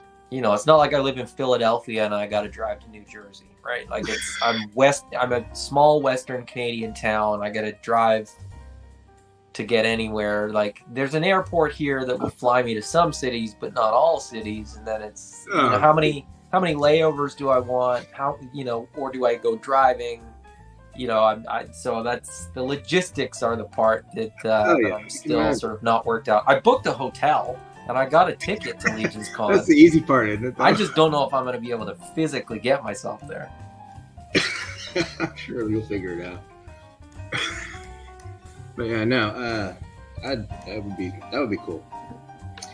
The reality for me is no, there's never going to be a con that I'll be able to go to. So I have to live vicariously through everyone that goes. So that's how that works for me. That's for 40 years of my life that was the case. And this, I'm kind of like, geographically speaking, not Well, for I'm any other sure reason yours other is. than that. But this year I planted the seed like a year ago. I was like showing my wife, what Legion's Con was, You were and it's priming the right pump. around one of my kids' birthdays. And I had to like sit her down and be like, you know how much Dad loves toys? She was like, yeah. And I was like, and you love toys too, right? She's like, yeah. And I was like, how mad would you be if Dad wasn't here for your birthday because he was playing with toys somewhere else in the world? She was like, will you bring me something back? And I was like, There of you go. course I would. You know I would. She's like, you can go. It's always nice when they're agreeable about that, right? Yeah.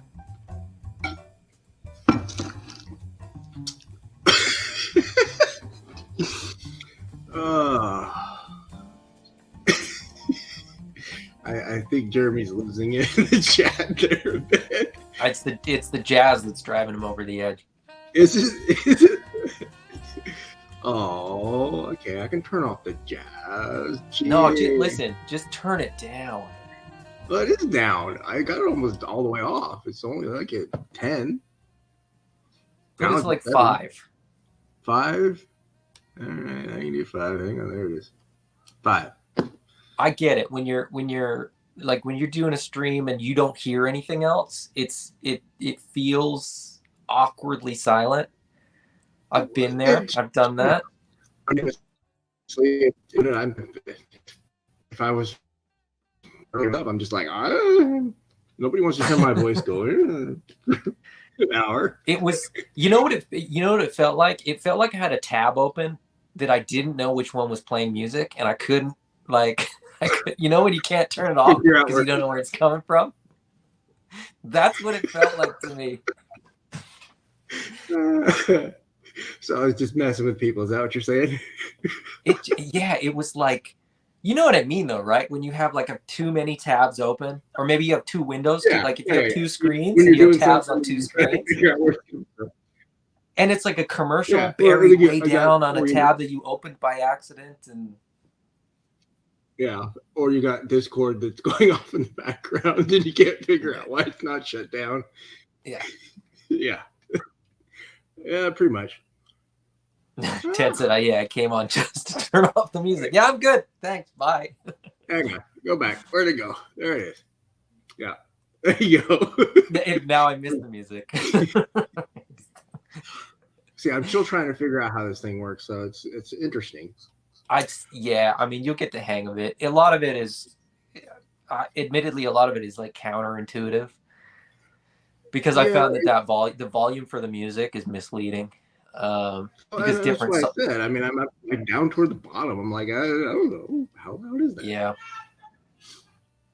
So it's weird, but I'm still. I mean, I think I've got like 100 some odd videos, and I'm still trying to figure out some of that stuff because I'm too lazy.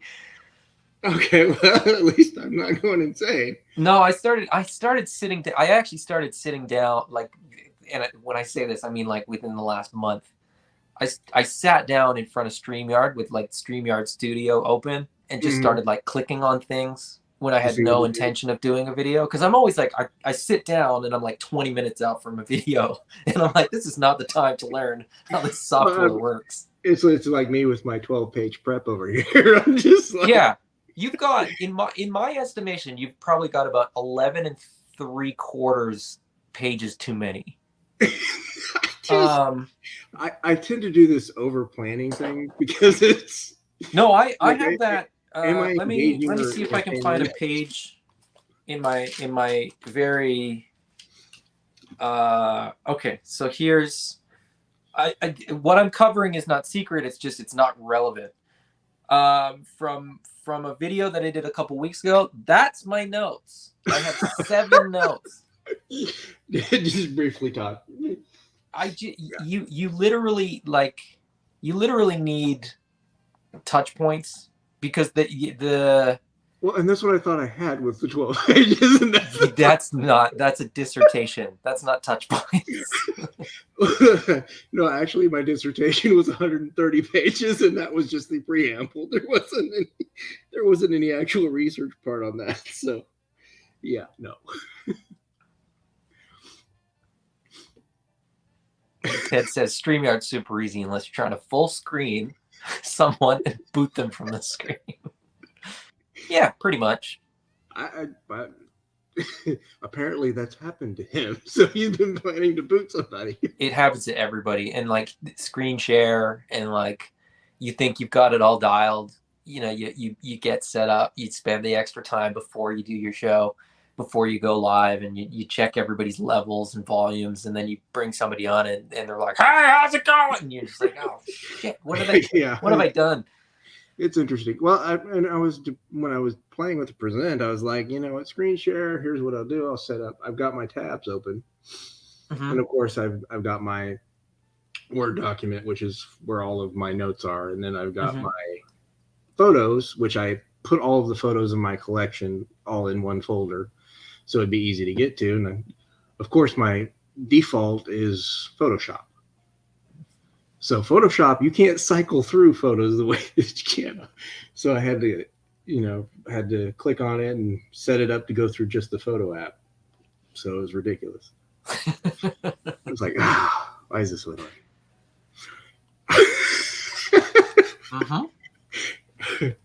Above solo layout. Hang on, I gotta look at that one. Hang on, where's that at?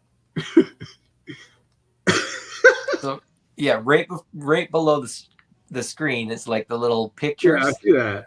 And it's right below that. Wow. Okay. I see it now.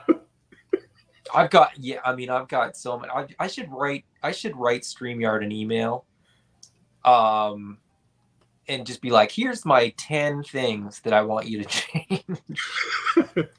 It's hate. The other thing, I've discussed this with everybody that's ever used StreamYard, and I think everybody's agreed. When you end your video, I wish there was like an ending countdown, because you got to like click a button and then click a tab, and then it seems arbitrary how much time is between then and when it actually logs off. So yeah, that'll be interesting when I hit the button. So yeah, it should be a thing. I kind of like these banners. I'm playing with them right now. So. Oh, the banners are great. Yeah, the banners are great, and like what you could do with the backgrounds and what you can do with all the stuff. And once you get used to it, like I've gotten to the point too where like I've this is so boring for anybody that's never used StreamYard. They're all like, oh, talk about toys. I want to do a stream with just a bunch of people that I know that use StreamYard and just talk about how to use StreamYard. I just recently eliminated a whole bunch of the stuff from StreamYard that I never use. So like the backgrounds, the songs, even those modes like solo, presenter, blah blah. Like there's like 37 of them below your screen right now. I've got them down to like 5 because I never use any more than those ones. And they only just gave us the ability to do that recently. So yeah, I mean, there's plenty of options. I mean, there's too many options. That's the thing. That's why it's confusing. Well, it was like on the video clips, and I was like, okay, it's in present, but then I do it over here. I mean, it confused me because I was like, well, which one do I put it in? It's not like there's the facts page is useless. And it gives you prompts when you don't want them sometimes. And you're like, yeah, I know that's how this works. I've been doing this for a minute. I've done enough videos. Like, I don't, like, fine. Give me a tutorial. Let me turn the tutorial off so that you don't give me those prompts anymore. But yeah. Well, I did a couple of recordings just to see, test, and play with some of the stuff. But there was some stuff that I didn't mess with at the time. And now I do. And now I'm just like, oh, okay. Yeah, that works. I mean, a lot of it's useful, and a lot of it is sort of like you don't know that it's going to be useful until you use it, and you go, "Well, that's handy." Yeah, I didn't when I did this. Chris, shiny plastic people, I'll use StreamYard when I'm dead. Just use StreamYard, Chris. You can take your pretty graphics and you can put them over. Does he use Restream? What is he? You use something. You He use something. uses Everybody uses something. OBS. What is it? Hang on. Oh yeah. Yeah, OBS. That's like that's if you know what you're doing. You use OBS. Yeah. Well, I mean,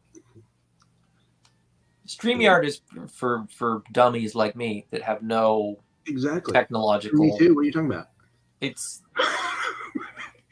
so easy that I can use it. If I can use it, anybody can use it, right? I downloaded OBS and started playing with some of the stuff, and I was just like, "Oh, I can't do this. I don't have time for this. It's too much. It's a little overwhelming. It was kind of like the first time I used Photoshop. I use Canva. I don't use Photoshop. I use the lazy man's Photoshop for a lot of like my thumbnails and a lot of my logo stuff. I am of the opinion that whatever you use, if you get proficient with it, it's irrelevant what you're. Yeah, so I got Photoshop, and I'm still really learning it. Jeremy just wanted to see this. Jeremy sent this to me a while ago, and he gets sad that he sent it to me every once in a while. Does he miss it? Is it like his child that he's missing? Yeah, I think so. Anyway.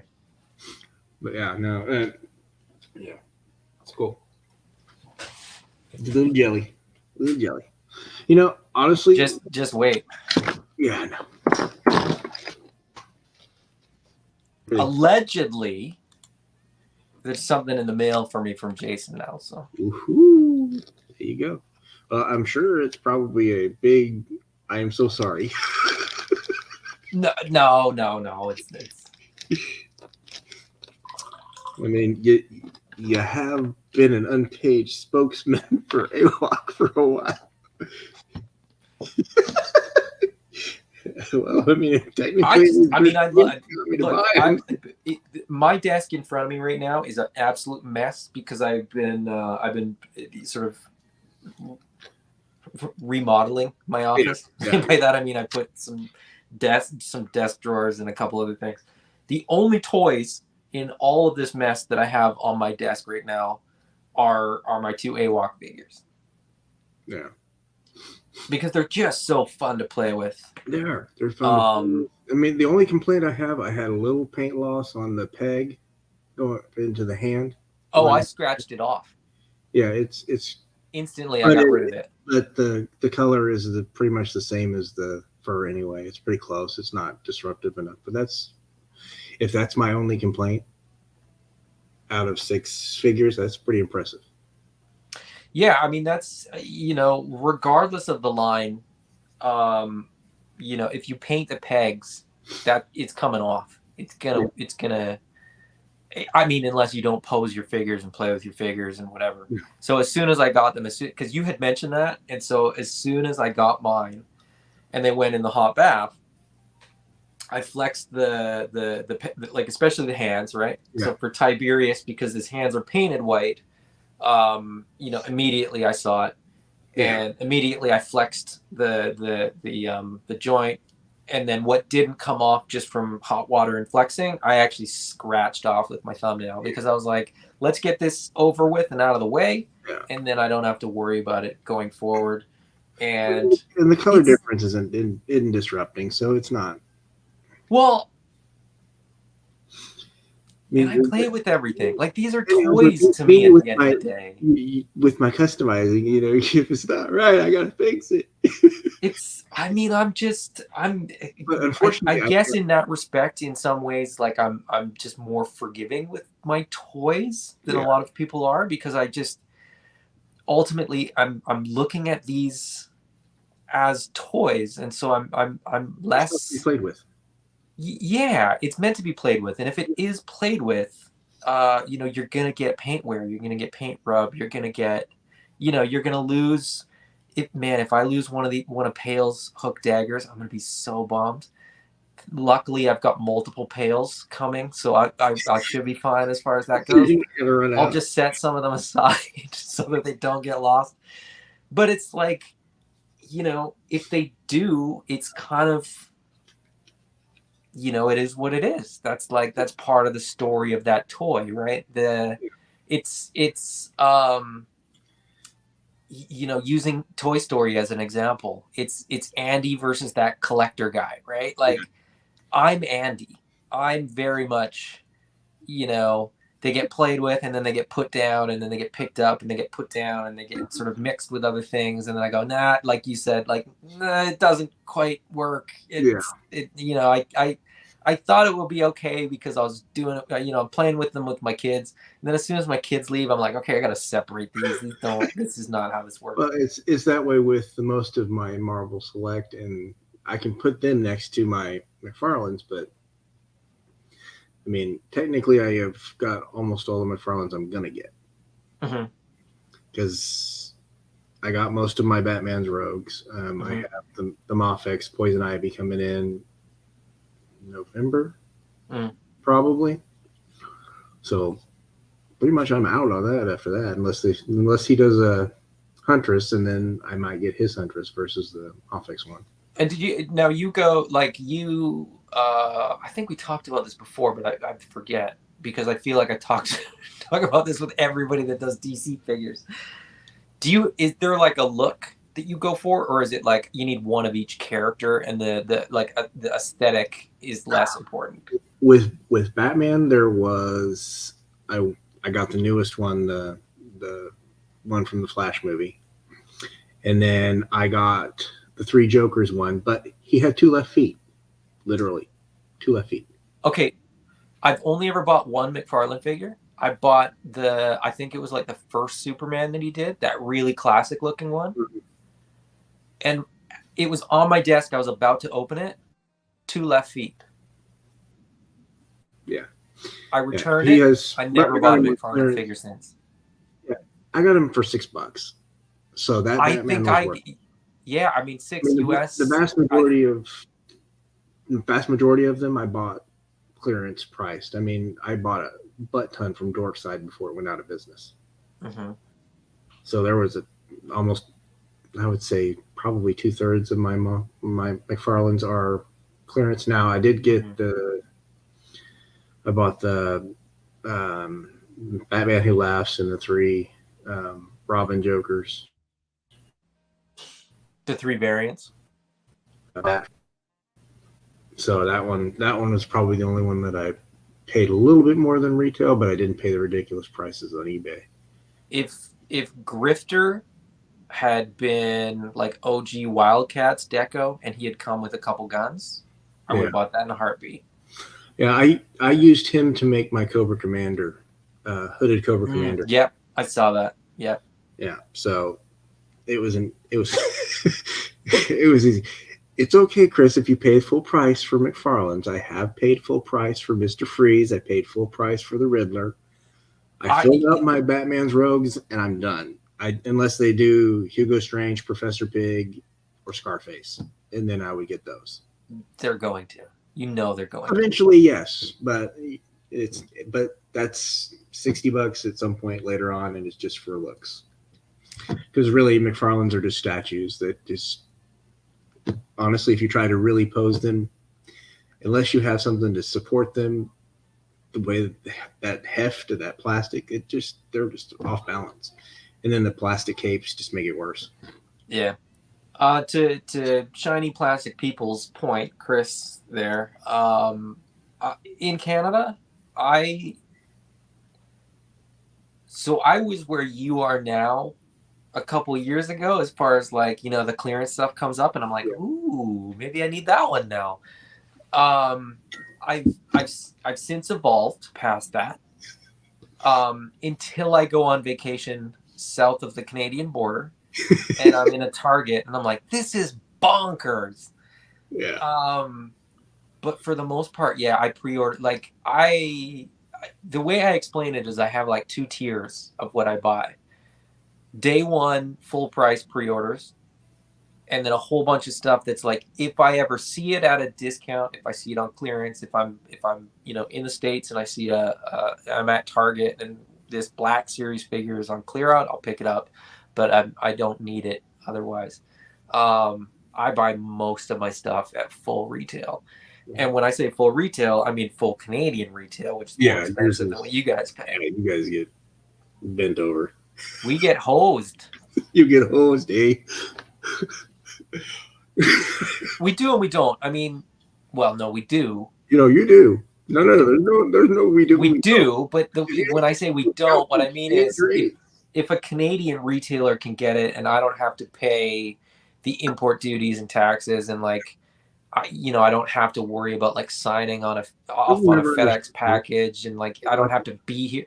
I live in the middle of nowhere, so when they deliver, like, I'm not kidding. UPS like throws things over my gated fence, and they're like, "It's delivered," and I'm like, "I'm okay with that." Because no one's coming up here. Yeah, with the steel. Good. I get the pictures that I get are hilarious. You know how like they don't give you a signature if you don't sign for it. They just send you a picture of where it is.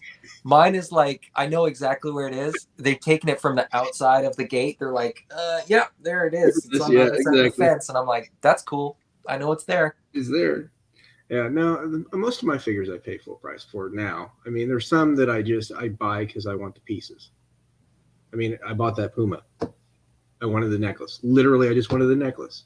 I bought that Puma for the leg. So the kingpin leg. Yeah. I mean, ironically, I sold the Puma for like $5. Yeah. I mean, I don't mind having him. He's not a bad looking figure. He could fit in with something. He's a shit figure, and you know it. Yeah. Okay. Don't try to. I don't like the legs. The legs are weird. I mean, I hadn't really looked at him. I mean, it's not a good figure. I bought it for the necklace. All I wanted was the damn necklace. But you know what? There's someone somewhere that was like, finally, Puma. I've been waiting for this figure. This is my favorite villain from whatever. I don't even know where he's from. Is he a Spider-Man villain? I believe. So some Spider-Man fan is like, he's my favorite villain, and I've been waiting for years to get a decent Puma figure. And that guy's probably still like, this figure's shit. Yeah. Well, they can all be winners. No, but they're all toys, so it doesn't matter. There's that Age of Apocalypse Wolverine is probably the worst abomination of a figure I've ever seen. No, you take that back. God, that is horrible. I actually like that figure. That's awful. That is an abomination that should be burned. It could have been better. I will grant you that, but I don't think we're going to get another Age of Apocalypse Wolverine figure. So that sculpt is just so bad. It's so bad. The problem with that one is I can't remember the artist, because when I was reading Age of Apocalypse, I wasn't paying attention to artists. But the art in that book, that was the X Factor book. And it was very stylized, and I don't think they could have done the figure in that style. It had to fit. It was Mike Perkins doing the art in that book. Yeah. The X Factor. Okay, I'll take your word for it. I believe you. I'm not being facetious. In the Weapon X, it was Adam Kubert. So yeah. So that definitely. But like across Age of Apocalypse, the art styles were so dramatically different.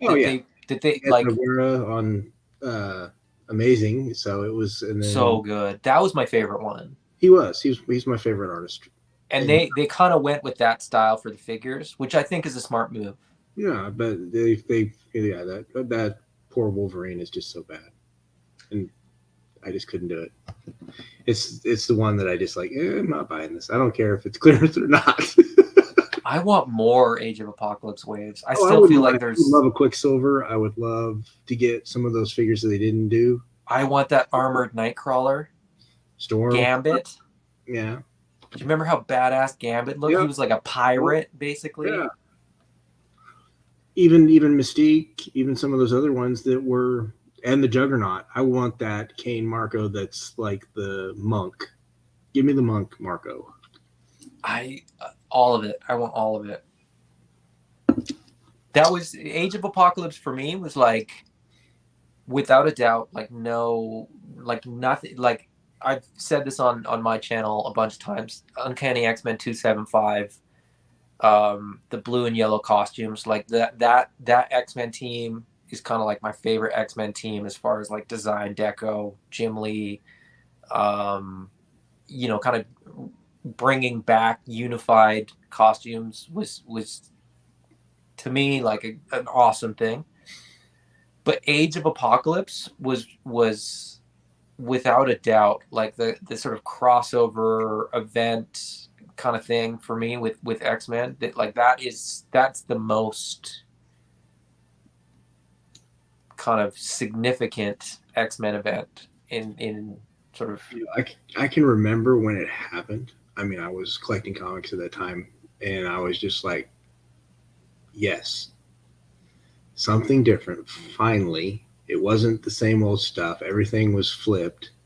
Well, and it wasn't even like, and it wasn't. So the big thing for me, and this is, I remember this like so vividly, and they tried to do it again recently, and I was like, like with the Sins of Sinister thing that they're doing right now. Yeah. They changed the titles, so like some titles sort of went on break for like 3 issues. Yeah.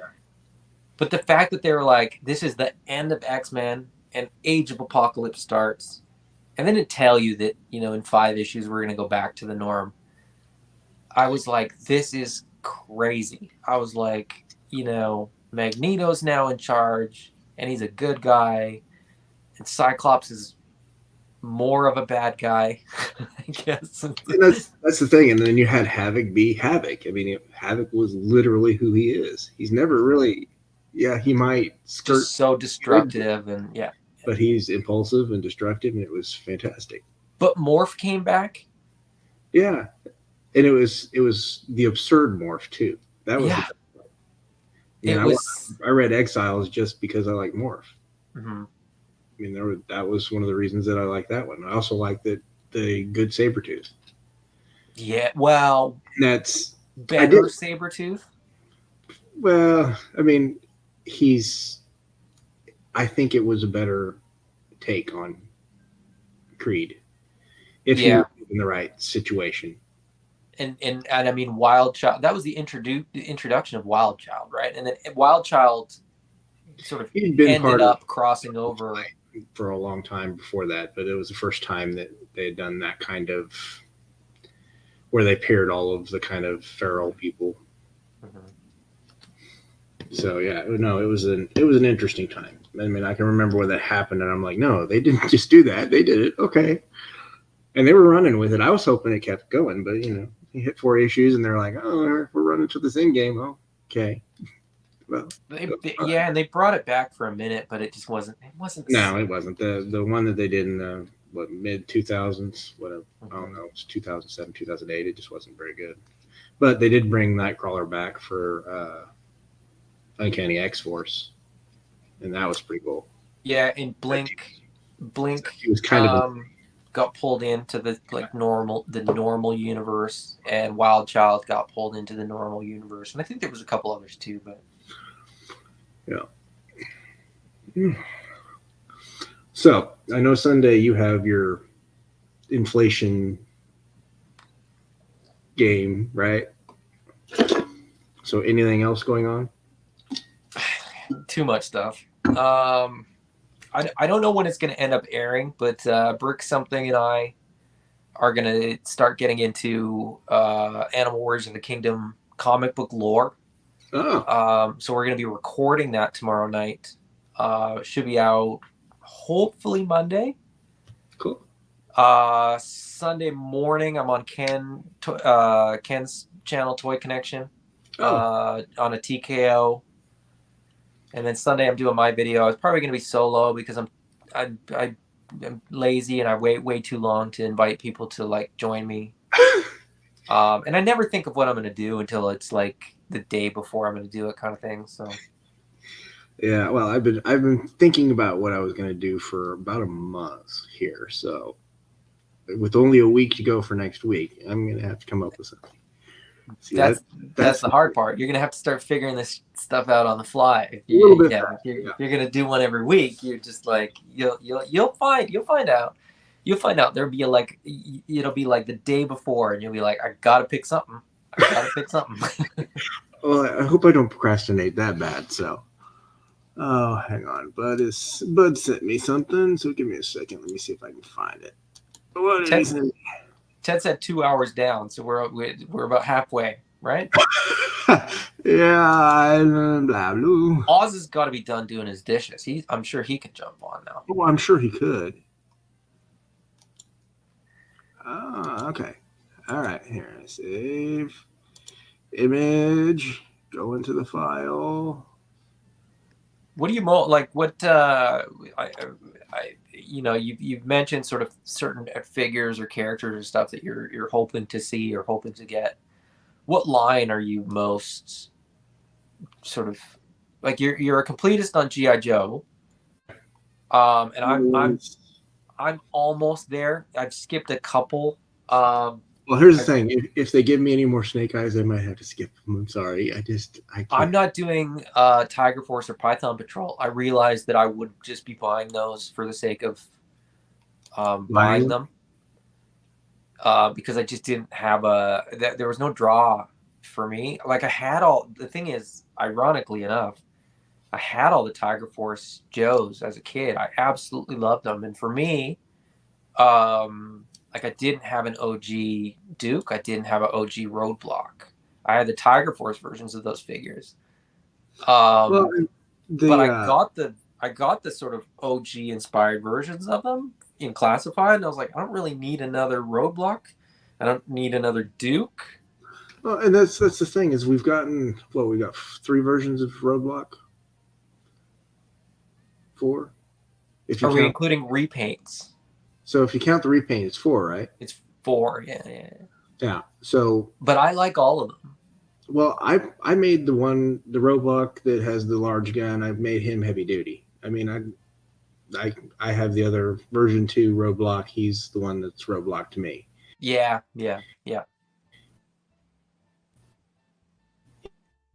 He was my Roadblock. Mm-hmm. Yeah, I picked up an extra He Skeletor for him. Apparently, he decided he needed to paint it. Is that different than like so has he repainted a He-Man, or is that No, this is the He Skeletor that he painted and did some detailing on. It looks like he did some detailing. I'm not sure. So he's just upgraded it. Yeah, okay. So he made it look like the comic. Okay. And had the old He-Man hair from So yeah, no. He's another one of those guys. He's like me. He sees the figure and he's gotta fix it. It's like, fix it. It's driving me crazy. So yeah. Just a little fixing up. So. Yeah, he says it's not a full repaint, just a fixer. Yeah. So yeah, I don't have much going on except for whatever I'm gonna do next week.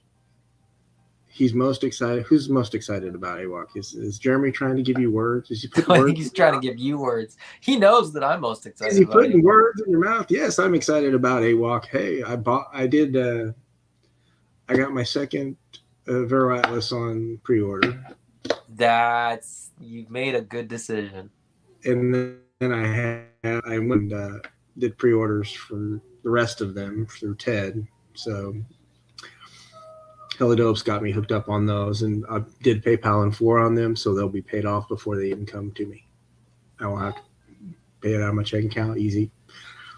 I'm not speaking out of turn because I'm not going to reveal anything, but the stuff that Jason has planned, oh boy, it's the stuff that people have seen is amazing, and it's super fun. And the bucks that have been revealed and stuff like that is but the stuff it's the one line I'm looking forward to right now. I mean, man, it's so much fun. It's so much fun. And the fact that this is like really, and I know that there's other lines that have like media behind them, whether it's comic books or sort of posting things online for character bios or whatever. Mm-hmm. But this to me, with no disrespect to sort of any other lines that are sort of doing similar things, AWOC is the one where it feels to me almost like the lore comes first, and then they'll make the characters sort of as they make sense to release the figures. Yeah. In the sense that, like, you know, a lot, like even with what we grew up with, right? They would be like, okay, we need to pump out this new wave of figures, so let's put out a comic book or a cartoon or whatever that includes these characters to get people hyped on it. Whereas Yeah. I think Jason genuinely is like, okay, I wrote all these characters into the book. Now we got to get somebody to sculpt them and like design them Yeah. and do these toys because people are going to want them because these characters are cool. Yeah, there's some really cool design. I mean, it's not just the comic designs. There's some cool Yes, stuff yep. in that hasn't been. But I'm The, not. that Some of the that species, issue 3. some of the species, and some of the plot points that they've got coming up, Yeah. man, they are. There's a bunch of stuff that people just. It's just gonna bang people over the head. They're like, people don't see it coming. I'm not. Well, Man, I didn't see it coming, and now I've literally bought every figure in the line, and I've got the exclusive from PowerCon coming in August. So obviously, are you reading the comic book? yeah, I've got all the comics. I've got all Yeah. the issues. Yeah, I mean, the comic book gives you sort of an idea of like Yeah, where yeah, I know. What there's still so much stuff in the comic book that if I you know the wanted to do, figures haven't been revealed. you know what I would love? I would love an alternate head of a certain character that changes into a certain thing. I want that alternate head. Are you talking about the end of issue 3? No, the end of issue 1. I believe it's toward the end of issue 1. Out of before he goes into the tanks. Oh, the angry one? No, I'm turning into something I'm not supposed to. I don't want to be this. I think I know what you mean. He screams at his underling because she sees what he is. So you want the angry one? No, I want the one where he's human or turning human. That's issue 3. Is that issue 3? Okay, I thought it was issue 1. I want that one. He goes angry in issue 1. I would like to see it like go halfway. That would be cool. That would be a cool sculpt. Read the comic books, people. Yeah, I was trying not to spoil that, but there's no way to go around it without telling you. Man, it's crazy. It's crazy. The lore is great. The story is great. Yeah, it's definitely. I don't think he'll have a huge issue trying to find somebody to develop it some other media format. Mr. Wonderful saying that's issue 2. Maybe it is. I don't know. I can't keep track. I read all of them all the time. Yeah. Because I have the PDFs. I just remember that moment, and it's just there's something indelible about that moment where it's just raw for him, and it's just like, this is not what I want to be. Something identifying with that. So yeah, good. It's good stuff. I got all 3 digital, and then I got all 3 physical too. So. Jeremy says in the comments there, if you like the lore now, the second story arc will blow you away. Well, that would be cool. I'll be looking forward to it. It's something different. It's not what you expect. That's the thing, and that's, if you can come at it from a perspective where you're coming into it thinking, oh, this is just this and this, and nope, it's not that. It's not that, folks. It's the there's an aspect of it that draws you in.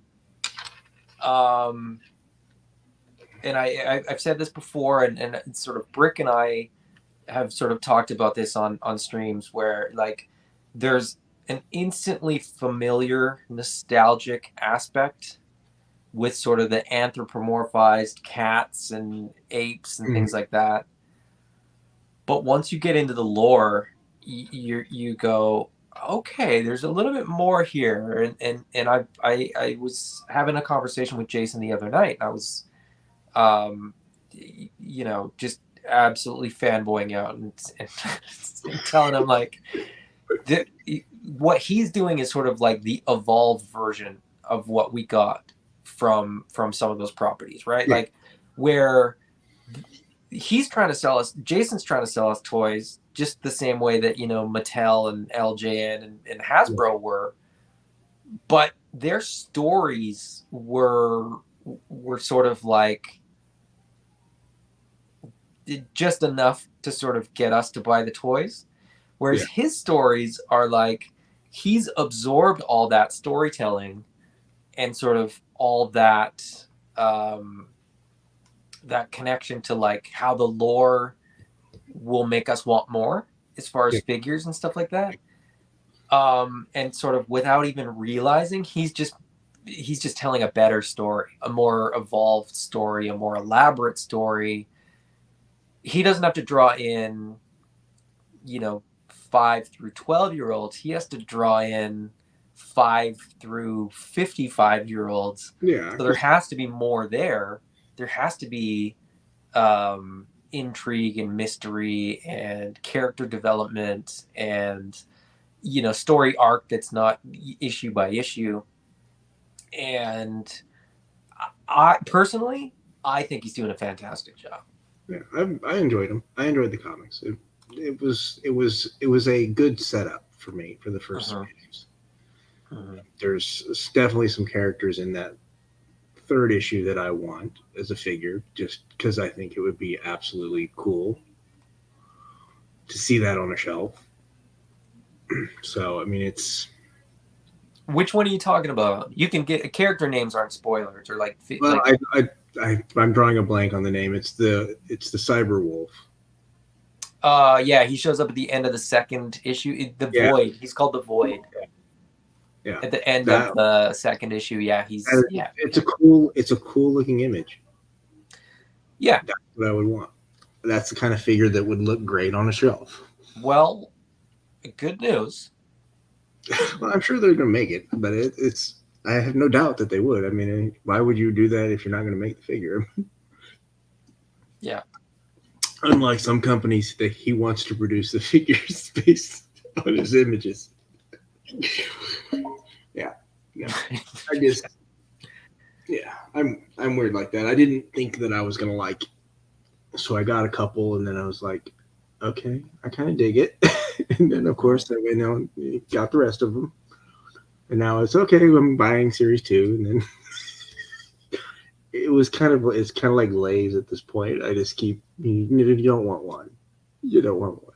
I also think that it's quite clever on Jason's part to do waves that are like 4 figures, 5 figures. Because it's not a huge investment every time a pre-order goes up. You know, you're not absolutely like losing your mind that you can't afford to get all of them if you want to. Yeah. Well, and the thing is it looks like their availability is good too. I mean, sometimes you can get some of these figures and there's limited availability, especially on first waves. I can't tell you how much I had to track down one. I mean, it's a line I'm not collecting now, but that first wave for that line was ridiculous to find. I ended up buying it out of China. So I ended up paying a lot more adding in the shipping than they were originally. So it's just like, we'll do that again. Then you're collecting like a Canadian. Yeah, I was collecting like somebody. Oh, I just need this. I have to have it. No. See, that's where I've stopped. I've kind of gotten. I only go to eBay for stuff like where I can get it for cheap. Yeah. If I can get it for right around retail, I'll buy it. I don't mind that I haven't paid shipping, and shipping is what it is. But overall, that's pretty much where that goes. Is I'm not going to pay more than retail price for something. Not if I don't have to. I mean, there's nothing that I want that bad. That's where I'm at too. Yeah, would I like a HasLab Sentinel? Absolutely, but I'm not paying $500 for that. No, I'm not. Here's my rule: if it costs more than my first car, I don't buy it. My rule is if it's taller than my smallest child, I don't buy it because Yeah. I don't have room for it. I have the Toy Biz Galactus. I don't need one bigger than that, really. Good enough. You've got a Galactus. You don't And need. I was happy because he got, somebody was selling him for like $75. Yeah, now they're a dime a dozen now because I was like, nobody yeah, I'll wants take it. that. Now, if I can just get somebody to sell the smaller Sentinel for $75, I'll buy it at that point. Oh, they're out there for sure at that price point. They're most of the ones I've seen are 100 150. It's ridiculous. Still? Yeah, Oh.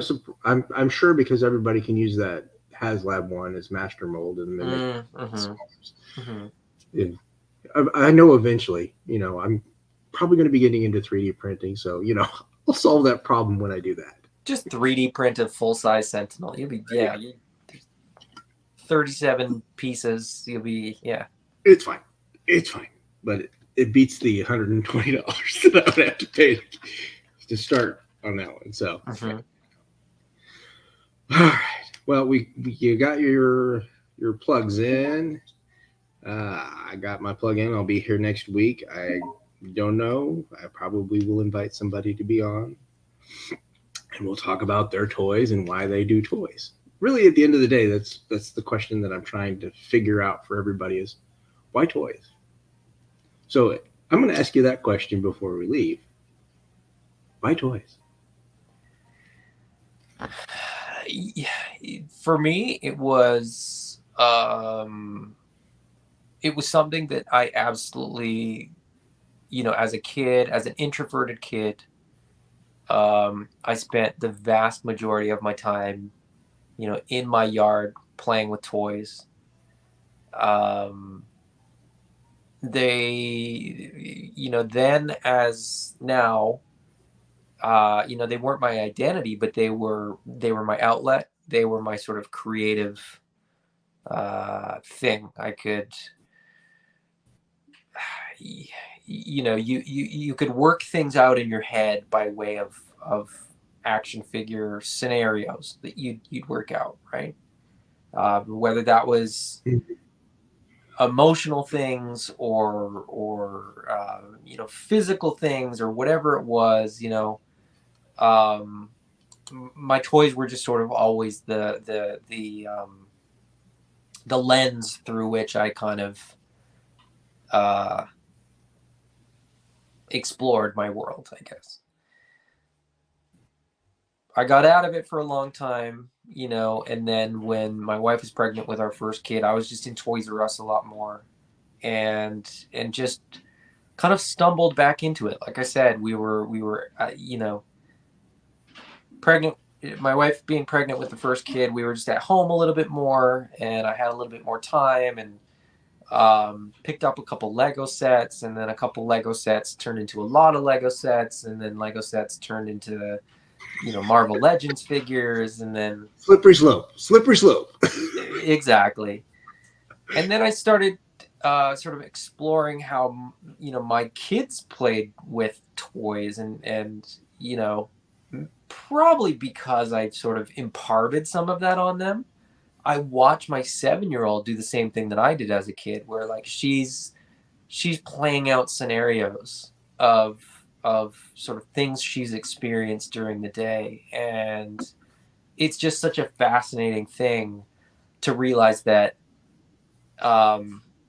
creative play is, for lack of sort of a better word, there's a therapeutic aspect to it where we can, all these things that we internalize throughout the day and that are going through our head, when we sort of sit down and have the time to ourselves, we pull out our action figures and our figures, surprise surprise, have some of these emotional interactions that maybe we had over the course of the day or a week or whatever, and I'm just having such a good time. The weird thing is now, like I sort of said in the comments, that like, back then it was me sort of internally going through these things. And now I've gone through all these things. I've developed into a full grown adult human. and now I'm just finding interactions with other adults by way of toys. And now we're talking about our experiences and like what these things meant to us. And it's just short answer. It's just everything. I mean, Yeah, toys are just sort of everything. it allows me to shut off my brain. Yeah. If it's 5 minutes, if it's 30 minutes, it's 5 minutes that I don't have to think about anything other than what I'm doing with my hand. I mean, like half the time that I sit when I'm on lives, I've been on lives with, I'm always playing with the toy. I'm always fidgeting with the toy. Why? Is it a distraction? Yeah, but it's also, there's something soothing about that tactile connection to it. It's that those feelings that I had as a kid where I would, play with my toys. I didn't care what scale they were. They all played together. Everybody was fighting everybody. It didn't matter. It was chaos. As it's there's something very unique about, I think, the people that are in our little circle of the universe. I think there's something very, we're not afraid to let our child show, our inner child. And that's Arc adult. I hate that phrase. I love it. I genuinely love it. I would go, I prefer inner child, but we'll acquiesce and go, you can use the word adult. I'll use inner child. But we're not afraid to. Yeah. We're not afraid to be silly. We're not afraid to be goofy. Do I have this, serious side that I could pull out? Absolutely. I can pull that person out anytime I need him. He's a good mask. The silly person is the person that plays with toys. And the silly person doesn't really give a damn if somebody knows, play with toys. It was funny on my mom, it's hilarious because my mom doesn't normally do anything. But all of a sudden she posted on my Instagram, I'm proud of you for doing all this stuff. And I'm like, oh God. My parents had to while my wife was away, I did sort of one video where my parents took the kids so that I didn't have kids to take care of in that moment. And she said, "What time is your video call?" And I was like, "It's not, whatever, never mind. They have no idea what I'm doing." She understands because she looks at my pictures and she's trying to understand it. And I guess, I think for her it makes sense because I've always, I collected toys in my 20s. I collected toys as a kid. And I had this has been with me forever. It's part of who I am, and I just denied it for 20 years. That was the important part, was accepting that this is me. Yeah, it's weird. It's funny, it's funny how many times you have those conversations with people, whether it's at work, whether it's sort of, people that you meet, friends of friends or whatever, and toy collecting comes up, and they go like, "Yeah, when I was a kid," and you just see the joy, and that somewhere in the back of their head, something, that light switch gets flicked on, and they're like, "I should probably go I bet I could find that He-Man. Or I bet I could find that Snake Eyes. Or I bet I could find that Lino." That moment of, man, I had no cares in the world. The simpler time, exactly. I don't have to be anywhere until I get called in for dinner. Exactly. It just I think for some people it does that, and then you get the people that think they're too serious. Yeah, whatever. If you take you take life too seriously, you'll never get out alive. So, I mean, what's the point? Well, none of us are getting out alive. That's the reality. That's the point. What? Why? The thing that I kind of started with was when I talked at the beginning here, when I was talking about trying to find joy in the journey. Yeah. That doesn't refer just to toys. That refers to life in and of itself. Absolutely. Life's the journey. It's not the destination. There's not an ending point here. I mean, there is, but at that point you won't care. It's an ending point. Too late. too late at that point. When you get to the end, it's too late. Yeah. So it's about doing the right things, and it's Uh-huh. for me. Toys help me find my joy. Uh-huh. And it's strange and it's weird, and it helped me connect with people from everywhere. Literally, I mean, got people in Japan, got people in Australia, got people in Canada, got people in the Netherlands. You know, there's a connection there, even though our universe is a little small. Meow.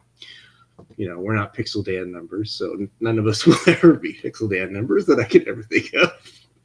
There's some crossover there, I think, that applies to that, but it's there's some genuinely great people, like yourself and Brick, and you know, the multiple people that are in my chat right now. I get to meet people and talk to people, and we talk about toys. Nothing. What's more fun than that? I know. But if you get all mad about the toys, what's the point? It's supposed to be fun. I wish I could answer that, because I genuinely don't know. I don't understand it. I try to wrap my head around it. It's toys. It's supposed to be fun. Now, I may not like something. I'm going to say I don't like it, then I'm going to move on. I'm not going to fixate on it for months or years. And we all have nitpicks. We all have little things. You know, we're never going to be completely satisfied with anything. That's just the nature of. I don't believe that perfection is an attainable quality. no, So there's always going to be something, but does that mean that I'm gonna? You do all that stuff, but why? Yeah, I want to have fun. Just let me have fun. Let me have fun with my toys. If you don't like my toys, I don't care that you don't like my toys. They're my toys. There's a reason I paid for them, because I like them. Mm-hmm. There's a reason I put them on shelves, because I like them. Mm-hmm. There's a reason I keep them in boxes, because I really like them. I like them so much, I'm afraid I'll break them if I open them. So, I mean, it's just one of those things. But yeah, you know, I'm good. I don't know. The chat's still trying to bet if we're going to go 5 hours, but I don't think we're going to go that far. leave them wanting more. If it ended up being you, me, and Brick, we'd be in trouble. And Oz. And Oz, yes, we'd be in trouble. Well, Brick's still live. He's still going with Kayla on his channel. He's going on. I just had to jump on to see and he's still going live. Wow. I think he's just trying to outlast. Maybe at this point. I don't know. Should I comment and see? Yeah, no. But or should we all just jump over onto his stream now? That's what we should do, is jump over on his stream and start spamming his chat. Let's end this. All right. I got this from another channel. So once this ends, everybody that's watching this, jump over onto Brick Something's channel and just do #ToyTherapy. and just see. Yeah. But I feel like they may be just about finishing up. So. Yeah, no, that's exactly what we should do. Just mess with him. You know it. All right. Well, I hope everyone has a good night. And my closing is, find your joy and be kind. If you can be anything, be kind. Absolutely. Have a good night. And it really is as simple as that. It's so easy to do that. I could be angry, but I'm not going to be. Mm-hmm. I found my joy. Have a good night. In broadcast.